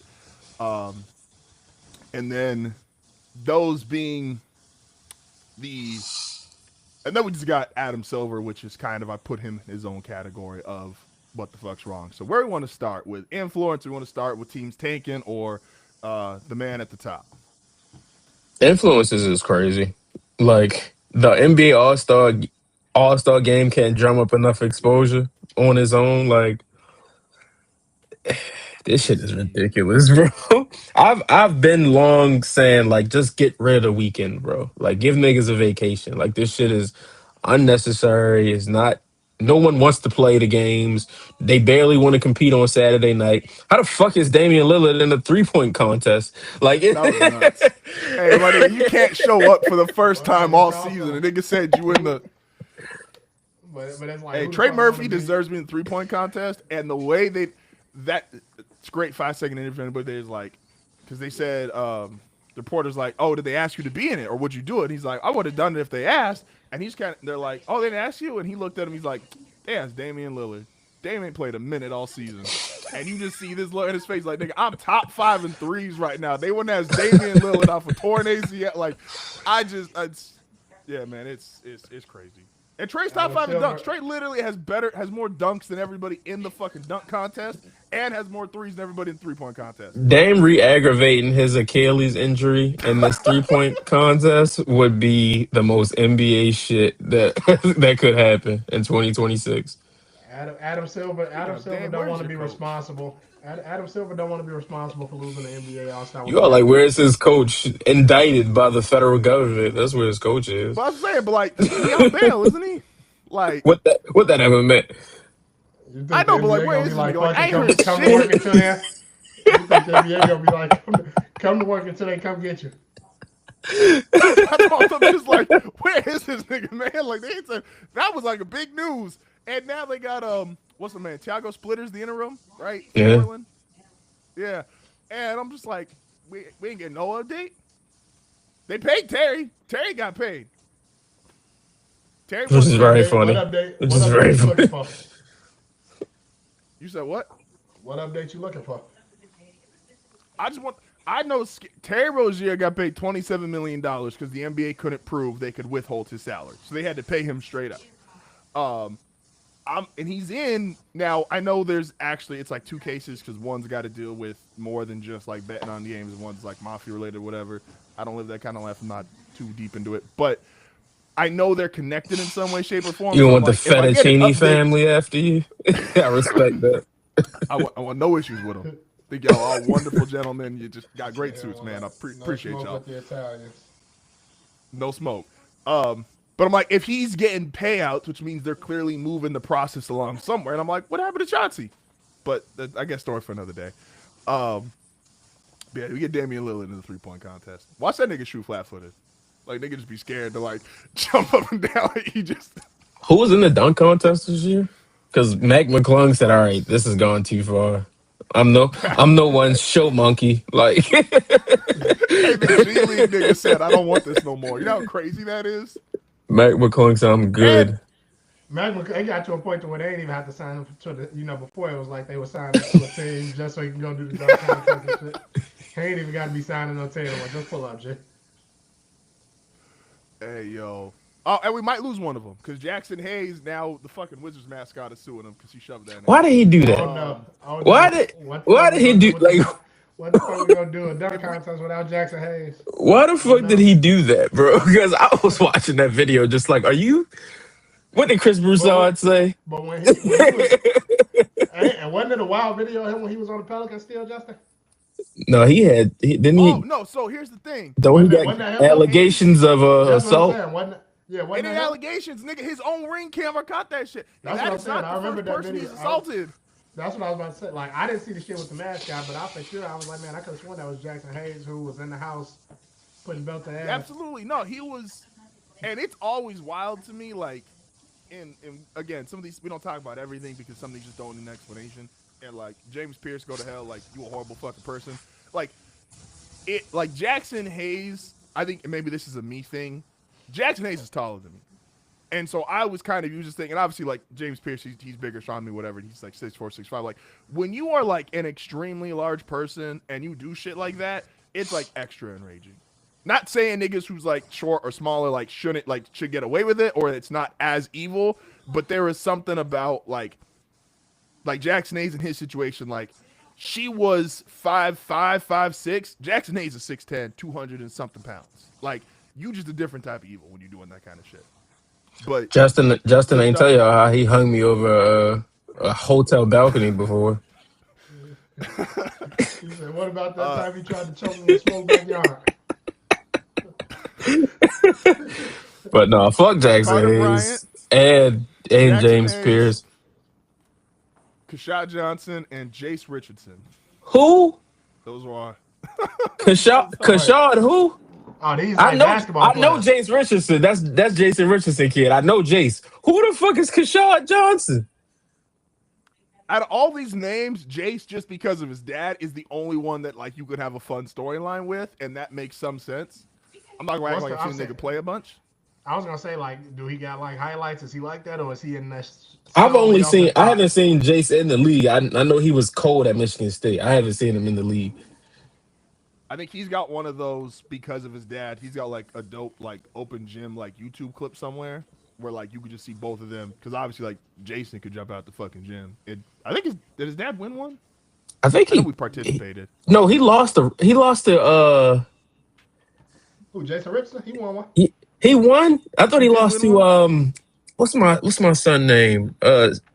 Is it Derek? Not Derek Mason. Oh shit, this nigga won twice. Yeah, I Damn. was gonna say he definitely won. I thought he won Okay. twice, but he won one for sure. Oh, 0203. He was the second player in at the time. He was the second player in NBA history to win consecutive dunk contests. Y'all know who the first was? Some trivia. Michael Is it Jordan. Michael Jeffrey Jordan? Desmond Mason. Yeah. That's who he beat. I thought Desmond Mason beat him. He beat Desmond Mason. That's right. Yeah, to beat Desmond Mason, and then I guess it looks like both years. So 02 and Tough. 03 looks like he beat him both times. Desmond Mason, Yeah, same sentence as Neek. So you'll take it. that's I mean, yeah, losing to some 6'6" athletic guards because that's all my. Let Twitter tell you that's Jason Richardson basically was Michael Jordan 2.0. Nigga can jump, dunk, shoot a mid range. Like that's all it takes. Jason Richardson in '85 would have been Michael Jordan. I can't say niggas That's wrong, to be fair. at 65, he would have been better. Imagine him 65. He might really have Wilt numbers. 65, they might have, 65, they would have called witchcraft. 65, they would have did some Um, things to my dog. this besides just outright canceling the All Star, is there a way like, and everybody getting these off this week? Is there any way that like you can fix this shit without just outright canceling it? No. They make too There's much not money ways to if you give a don't care. shit. They make too much money to give a shit. The league is not promoting it as you should care enough. Like this shit just gotta end. It's okay. Maybe it come back. Maybe people really want it back and the players really want it back and they start to give a shit. But like right now, nobody cares about this, bro.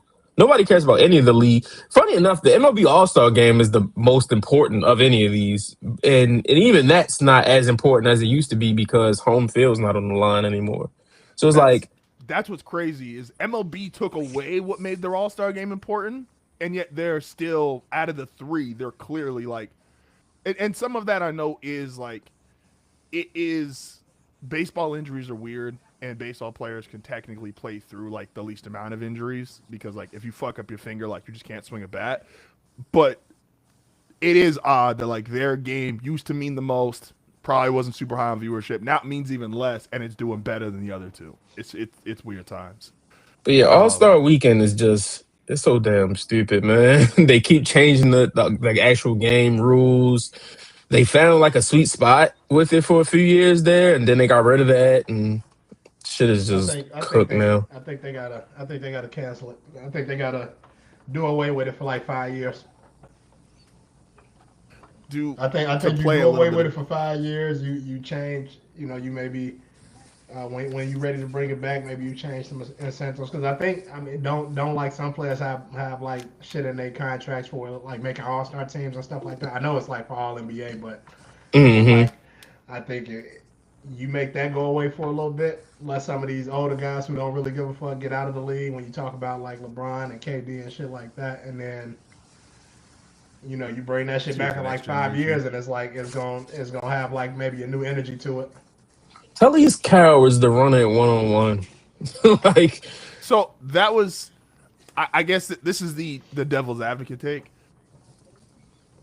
We've all seen like the off-season gym runs, and those look more competitive than the All-Star game.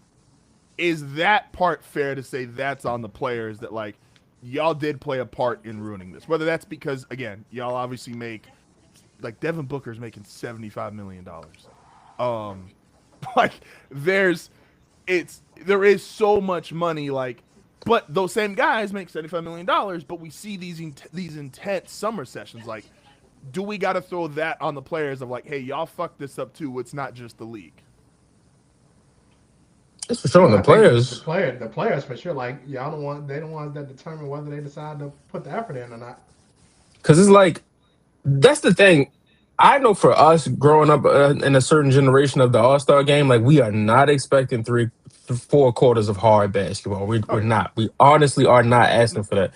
But we do at least want the fourth quarter or whatever that last section of the game to matter. Like we want that shit to mean something, and it just has And not for the last few years. even like when you talk about quarters 1 through 3, like ain't nobody saying go out there and play like tough defense or nothing like that. But y'all is literally just running back and forth, taking open jump shots, running the lane, doing dunking and shit like it's no type of like ain't nobody putting a hand up, ain't nobody trying to stop nobody from doing anything. Like ain't nobody saying play your heart out.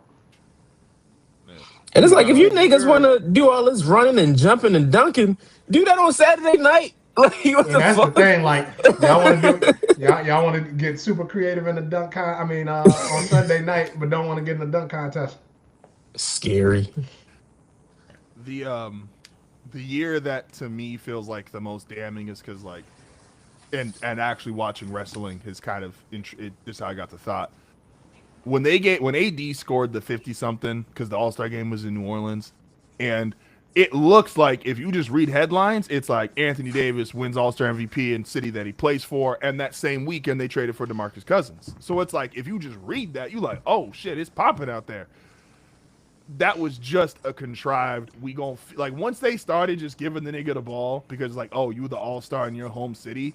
That brought the level of play down even more, which is crazy because it's like the All Star MVP used to mean something. Like if it felt like it was like again, not all 4 quarters are crazy, but if you had like a good first couple quarters and then you were in that fourth quarter playing hard and you were the standout and you got the MVP, like that used to mean something. If you just make it a fake storyline because it's like oh, because what was the year Russ got it? Because it was in wasn't it in I don't know if was it in OKC or was it just the year KD left? Fuck no, it wasn't no OKC. I don't What year was remember Russ what in year Russ OKC? got it. I do remember him getting it. I don't remember what year though. I think it might have been like Yeah, you but it said. was I think it just might have been right after Katie left. yeah, but it was just a bunch of like give Russ the ball, Russ 2 dribbles, dunk, and it was just that on repeat. And so it's like, all right, this is no longer interesting. Um, a quarter of the leagues are tanking now. I Yeah, it was understand that 2016. It like, was 15 and 16. He won back to back All Stars. damn, and Russ is one of the people you would think He's would the like, first NBA player in history to win outright back to back All Star game MVPs. oh, that's because Kobe and Shaq what they tied 1 year. So I think Cole, they yeah. tied Co. I think Kobe's got 2 All Star MVPs. So I think him and Duncan did it Co 1 year. I feel like, That's or that's very funny.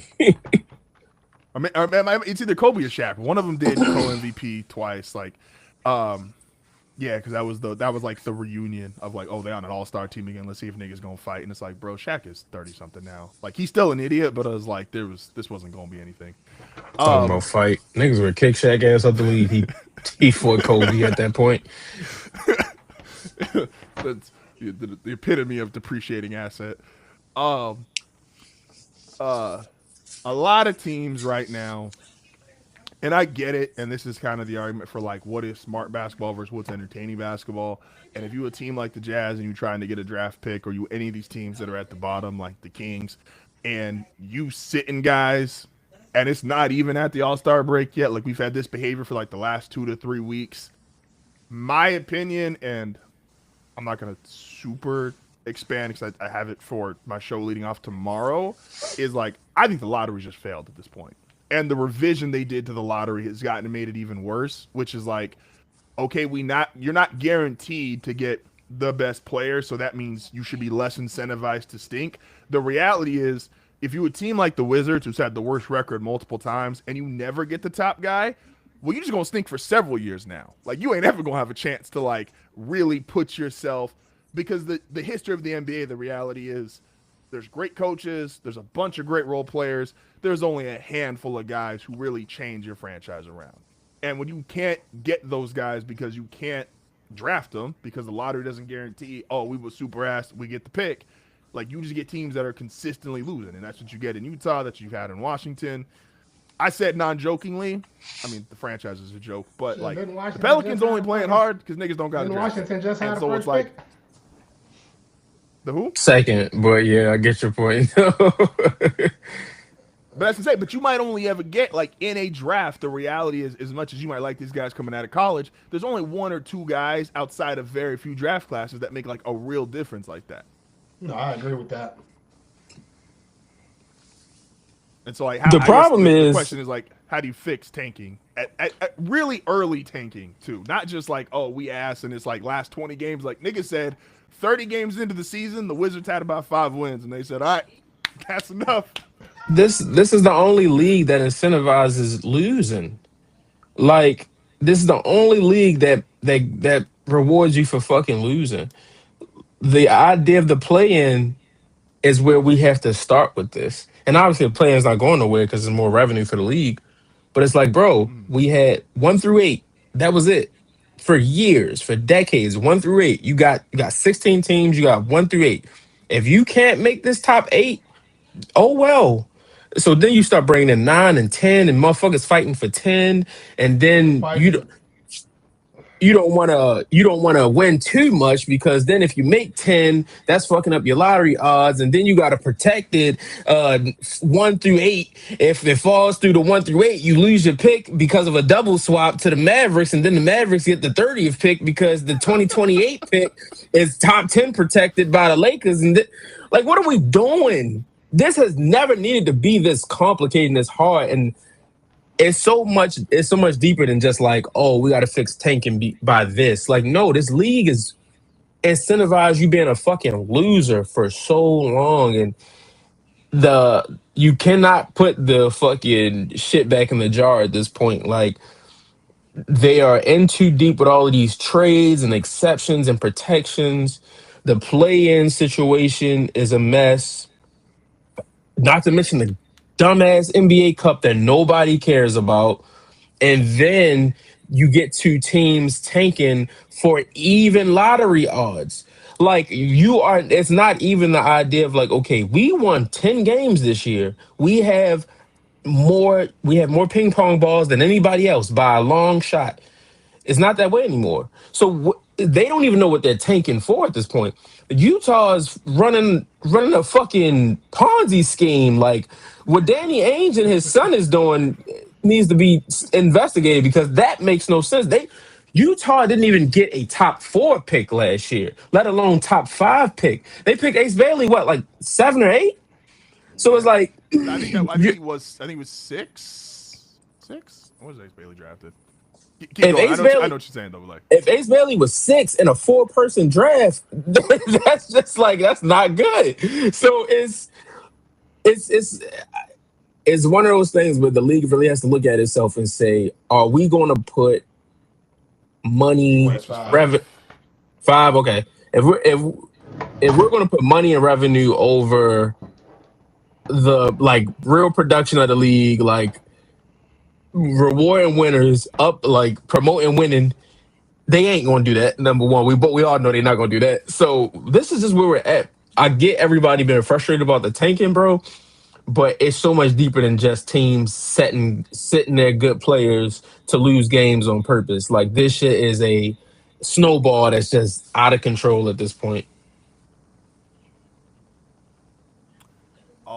I'll ask real quick because do you think if it was just as simple as okay, if you got the like there was no lottery, right? You just do worst team, you get the first pick.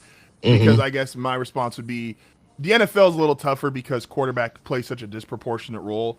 But I'll go to baseball, right? The Astros were terrible. What that was like a 4 or 5 year run. They were It's just a running out long hundred time. loss teams. Yeah. Yeah, and uh, the whole thing was about like we had always kept hearing during that time. It was like, oh, the Astros building the farm system, building the farm system, Hmm. and that eventually turned into a super team. Controversy aside, do you think that kind of thing would help the NBA if it was like, all right, niggas, if y'all just suck for 2 or 3 years in a row, you gonna have 2 or 3 definitive, like you're not gonna be like the Wizards where you get quote unquote screwed out of the first or second pick. I'll say it real quick and then let Will go. Like, yes, for sure. If the NBA was as simple as, hey, the worst record gets at the very least, if you don't want to get rid of the lottery because it does add intrigue and like you can put the lottery on TV for 30 minutes and get that revenue. If you want to keep it in that realm and you say, hey, the worst team gets the most odds to get the number one pick, we can live with that because there is theater in that the second team who had the second best odds, they end up with the number one pick. We into that type of thing. Like we not as NBA fans, motherfuckers not looking at it like, okay, it has to just be black and white. Worst record, number one pick. It don't have to be that way, but it normally in a functioning league, it should be that way most of the time. This ass team should get some type of hope to it for nothing else. So they stop trying to be ass. And I mean, and I would say too, like even like you said, like I don't even think you got to get rid of the whole lottery, but maybe every team don't need to be in there. So like maybe the bottom three teams from each conference go into the That's lottery real. or some That's shit like real. that, to where it's I'm not like mad at that. every team don't need to be like. There's no reason why you fucking the what you got What were 15 the each. So there's Mavericks' no chances reason you last top year? 10, top 11, top 12, and like or you. It's been like it ain't no reason you in the play in like because like Tony said the play in ain't going nowhere. Yeah, So if you in the play in, you for sure shouldn't be in the fucking should be lottery. eliminated from the lottery. No, I agree. Because yeah, because that was the crazy about the Mavs. The Mavs were in the play-in, won a play-in game, right? I think they beat the Kings in the play-in, and then they Because lost what the is it? The second top. game. Hold on. What is it? The top 14 picks is lottery picks considered? I Like Yeah, think you're right, Justin. I think you're right. Yeah. because that was what you because the say, Justin? theory My was bad. it was like, oh, the Mavs were like because they were rigged to get Cooper Flag. It was like these niggas were a game away from not having the opportunity to get him. But yeah, it's top But 14 is all lottery, and it's like it goes from like 0.2%, I think, is the 14th seed, and then it goes out. But it's weird because and the you get into lottery should these really like, like the lottery shouldn't even be top 14 no, I agree with that because one. a lot of So times on when you the get on the around slick. when you get to like these players that's fucking damn near after like six or seven, like you got some situations where you catch some niggas that like in those 14 spots and shit like that, but the lottery should be players that can potentially change your franchise. So it don't need to be fucking four. It ain't 14 lottery picks.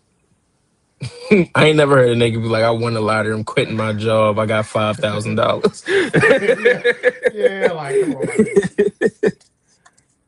So in 85, so the lottery started in 85 Like we just talked about this because nigga. You said this nigga Carter Bryan is in the. My bad, Justin. You said Carter Bryan is in the dunk contest. yeah, Did you name that nigga?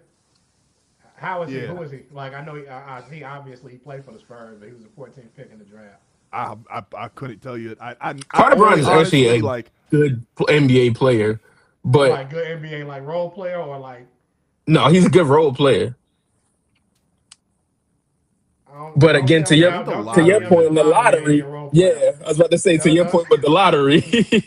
Don't tell me I won the lottery and like this nigga's a role player. No, it's valid. That's The real.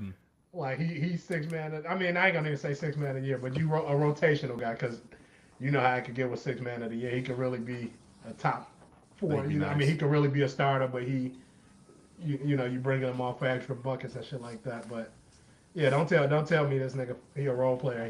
He was my lottery pick. So the lottery was also to, and I'm reading a little bit of this, but I can't go through all of it because I forget the exact situation, but like, because Magic and Bird were drafted funny. Like, they weren't drafted like generic, like top picks, like, because the Lakers were a good team when they drafted fucking Magic. And For they sure, also had a for coin sure. toss system. Like, and so part of the lottery was to disincentivize that, and Magic was 79, and so lottery started in 85, so it's a bunch of weird shit about it. And the tanking is so bad, and this is the best way I can explain it. To anybody out there listening and you watching, and I get it, nobody should watch the Pelicans unless you're a Pelicans fan, fully understand. The Pelicans, as awful as they've been, and they are 15-40. They might be a play-in team. You know why? Because the niggas ahead of them to get to the play-in is the Jazz tanking, the Mavs aren't. Cooper Flag's not tanking, but there's some other questionable shit they doing. Because we still ain't heard a word. Because you know who was supposed to be back like a week ago, according to his timeline, and niggas ain't heard a word about Kyrie Irving playing a minute of basketball this season. The Grizzlies traded Jaren Jackson Jr. Nobody wants John Morant. They don't want John Morant. And the Clippers at 10, who are literally in a lawsuit for cheating. So it's like the Pelicans, and this is not a good thing, they might be a play-in team because everybody else is trying to lose. And that is The Pelicans can fundamentally fuck around bad and for be the a, sport. they can win less than 30 games and be a play-in team. Absolutely. And that's terrible for the league. These niggas should not be 30-52, and it's like, all right, come But on that's what I down. You get a mean. chance to make the playoffs. Like it ain't no reason like a team like Phoenix or even like I mean like Golden State. Like I mean, of course they both over 500. Phoenix is 32-22. Golden State is 29-25. But like if the season, I ain't gonna say if it ended today, but if a situation came where Phoenix win 40 some games and they still the seventh seed, or win 40 games, 8 more games or something like that, and they the seventh seed, and then the Pelicans come in there winning 26 games, 27 games or something Yeah. like that. I gotta It's compete with stupid. you niggas for a spot in the playoffs, and I won 13 more games than you. Absolutely. And that's, again, I'm a fan of the team. Like, I'm an irrational sports fan, but like that is a objectively dumb thing to have. Like, the fact that that is a possibility is just bad for the sport. If Um, it's almost one of those things like, all right, if we within the same number of games, like if you within 3 or 4 games of each other, maybe, or maybe if like I don't know, like or you know if you got the same record or some shit like that, like I don't know, but it ain't no reason I should be fighting for a spot against a team who I'd have won 10 more games in. I I like that a lot. There should be like a disclaimer even for like because the 7 and 8 seeds get thrown at the plane too. But like if you are the 8 seed, and I feel like this has happened once, but I can't remember the year of the teams. But like if I'm the 8 seed, right, and let's say I got 48 wins, the ninth seed is at 39 wins. If I clear you by like again, if so like you were saying, if I clear Nine, Beta ten 9 wins, wins. yeah, like it's I over. don't want Like to talk you to you. lost your chance. Yeah, like you lost your chance to compete in the play. The plan was determined. I was just clearly the better team than you. I was. The plan was like.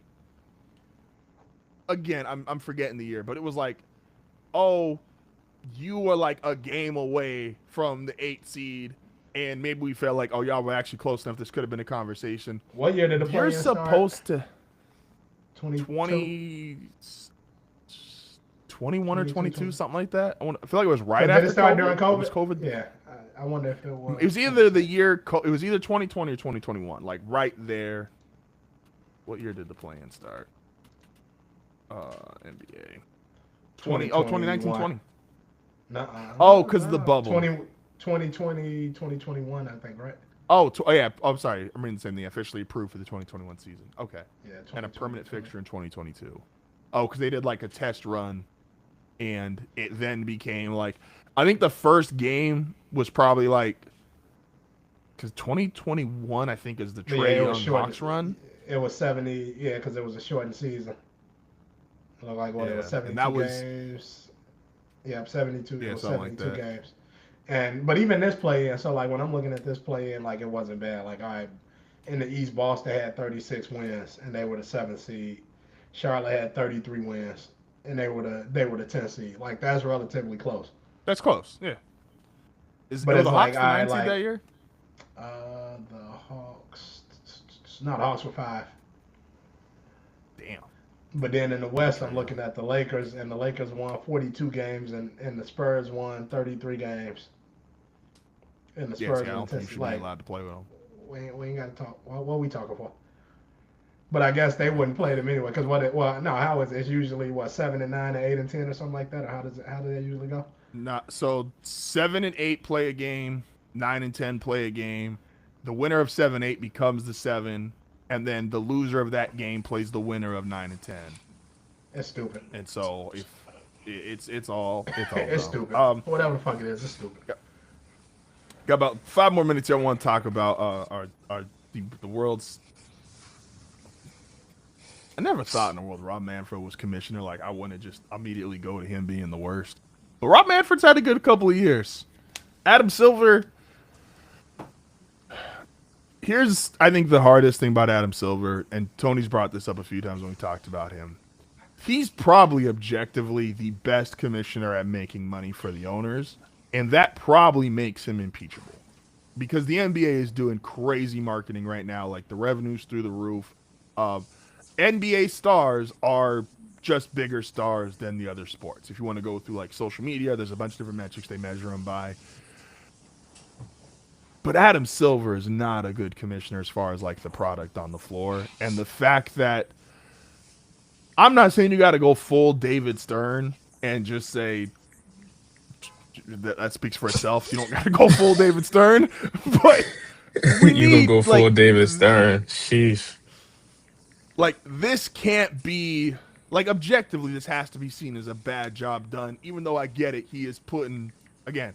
They're not going to shorten the season because niggas ain't giving up money. They're not going to take away the plan or because that makes more money. They're not going to take away the in-season tournament because that makes more money. Like, but this is objectively just a bad job, right?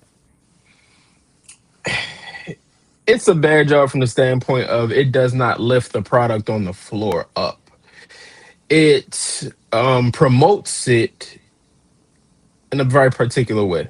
So, like you said, revenues up, all of that good stuff, like new media deals, everything. Like they're making money hand over fist in the NBA.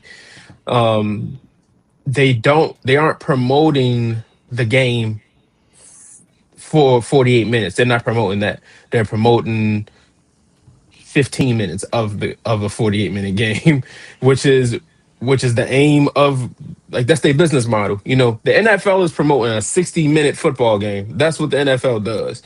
Major League Baseball is promoting for better or worse 9 innings of professional baseball. The NBA is promoting 15 minutes of a 48-minute game. They want you to see these plays, these highlights by these particular players. Because the NBA ain't promoting every goddamn player either. They're promoting this section of players and this section of plays. Anything in between that, figure it out on your fucking own. Fuck it. So Yeah. it's not a good job of growing the game itself from like an on court standpoint. But I mean, he's doing what the fuck they hire him to do. Like we might dislike how he goes about this shit, but objectively, he's doing good for the people he's supposed to do good for. Can he technically do anything about it? I guess. Besides, like I know I've seen. I think Bill Simmons said like, "Oh, you gotta threaten taking away draft picks like for the teams that are He could obnoxiously he could tanking." have a spine. Like he could not be a weasel. Like I mean, you saw what he even did. taking away draft picks though, they're gonna be ass, more ass. You saw what he did with Donald Sterling, and you thought that the Donald Sterling thing was going to be a trend, not just the blimp. But the Donald Sterling shit was so clear cut, it was so easy, and the players really made the decision for him. You know, Chris Paul and them made that decision for him. So it's like that was easy. The Robert Sarver thing, Robert Sarver wasn't even made to sell the team. Like he chose to do that. Yeah. Who the fuck knows what's gonna come of this Clippers thing? Pablo dropped another episode yesterday. I gotta watch that. So like, who knows where this is heading? Like, I'll say this: if he don't do shit about the Giannis thing, if nothing comes out about that, I can't take him serious. Like I can't take him serious. He's a spineless little man. Because, Hold and on. I'm saying like he's 6'5". I was like, I'm What's the so about to get what's like, what's the Giannis thing? So Giannis is a partner of an unregulated gambling site / insider trading company. the nigga with a Oh, no is that trade this clause basically Kalshi got to shit? partner. Yeah. Yeah, Okay, because okay. they were taking bets on would Giannis be traded, and Giannis, who has a no trade clause and can decide if Giannis wants to be traded, the day after the trade deadline pops up and goes, "Hey, we together, we homies. Like, you got a deal," and it's like, my nigga, you can't be that. Like, you have control over you have control over, because they haven't released the numbers, but we joked at the beginning of the show. Niggas bet 47 million US dollars on would Cardi B perform at the halftime show. This same gambling website, and they're fight people because it's like, oh well, she danced in the background, but that wasn't a performance. I could only imagine the amount of money that was spent on will Giannis be traded, and for him to So have control of that and just be a partner, and he's getting paid because of it. It's like, all right, man, we doing a lot. The And before NFL we get also out of did. here, this the last thing I'm gonna say before we go. I ain't mean to cut you off, bro. But No, you good. Kalshi will is so fucking just ridiculous of a company. They there are states that say like no, like this shit is clearly illegal. Like you cannot operate here. and real quick too, like so I know I've heard of it. Like I've never been on the site, but I've been hearing about it a lot. I didn't know that Giannis was like in partnership with him or whatever the case is, or He announced part owner. Is it the partnership? day He part after the owner or trade something deadline. like that. He But said Yeah, he's got yeah, he's like in the company. He owns some of that shit. no, like and it might only be 1%, but but I have been hearing a lot about this site, and they said you can literally bet on anything. Anything. bro, they have, because I have fucked up people in my family. They have bets on will world leaders live past a certain day. Like it is, and you can submit bets. You can literally say, "Hey yo, will like y'all been sending like the weather updates? Niggas can say like, hey man, is it gonna be like under 10 degrees in Chicago tomorrow?" And if they don't got it up, you submit it, and they go enough people give. I don't know if it's a thumbs up, whatever the hell they do to approve it. They will let you throw money on that. It is categorically fucking insane. And again, Bet no now like it's world leaders living is crazy. Like not even world oh leaders, no, just it's people in insane. general. Like so you can bet on like Yeah, will a celebrity live to like like that's You could crazy. bet it was a line for the over under on Carolyn Levitt, who was the White House speaker. It was a line on her how long her speech was going to be. And I think the line was like over under 20 minutes. She hit that bitch at 1950. So that lets you know. How many? Go ahead. Go ahead. No, I was just going to say this shit, obviously this administration is like the dirtiest shit. insane. So they're in with the Cauchy shit. That's And why that's what I was about to say. The Giannis thing is outrageous because it's so much bigger than just like the NBA. And that's what And I was the before bigger you said problem, it. I was about to say they got to be in cahoots. Mm-hmm. yeah. And one of the bigger problems about it, like trying to get a resolution, and this is what to the people that were talking about, like when ESPN had ESPN Bet, and they were in, was it DraftKings or FanDuel? They partnered with one of them. They partnered with It's like DraftKings after that shit went kaput. yeah, it's like it's why it's a problem because a lot of people work for ESPN, not just like the niggas on TV who we shit on for having bad takes. They have actual insiders with real relationships. Like Shams having real relationships and having way more. Like his cell phone is worth gambling's crazy. Like I don't need this hyperbolic. Like his cell phone's worth billions of dollars because of the people that communicate with him, the information he has. And you telling me like, oh yeah, we just casually like it's yeah, no, it's insane. It's send the asteroid, man. It's like send the fucking asteroid. Like That's niggas just So don't if crazy, know. Adam man. if Adam Silver don't move on that, yeah, nah. This shit is nasty, man. Go to Kalshi.com. Use promo code hard time.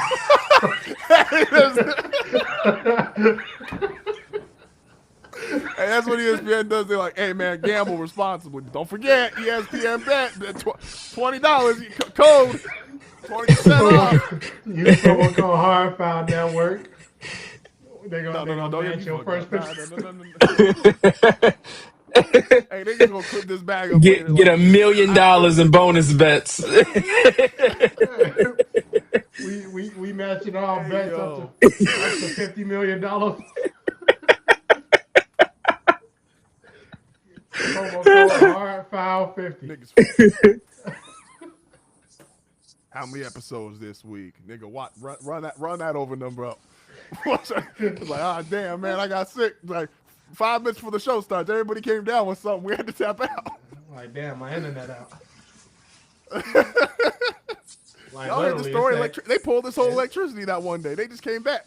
this shit's a top song on Spotify this year. Top artist on Spotify this year. Will Taylor Swift and Travis Kelce be married before January 1st, 2027? No. That's nasty. Like, it is a nasty world out Well, there. Baby Hey, King's Casino debut at #1 is crazy. Crazy work. Hey, with that being said, man, appreciate everybody as always. Don't forget, check us out: YouTube, TikTok, Twitter, wherever you get your podcast, Apple, Spotify. And we will be back next week, man. Appreciate y'all. Stay safe. Hard foul 50 on the Kalshi app. Get y'all little promo credits in and all that. The promotion done by Will is of Will's own volition. So when Cash Patel and his we are a trio. when Cash Patel and his buggy eyes. When Cash Patel and those buggy eyes pop up at your door, it ain't us. The bread gets split in threes. We the locks. No, y'all can take that bread and send it back to Valhalla. We the locks. Shout out to Chris, Sheik, and Luke. Well, We the locks. Shout out We the Pete and Luke. we the Fugees, nigga. We're gonna see y'all next week.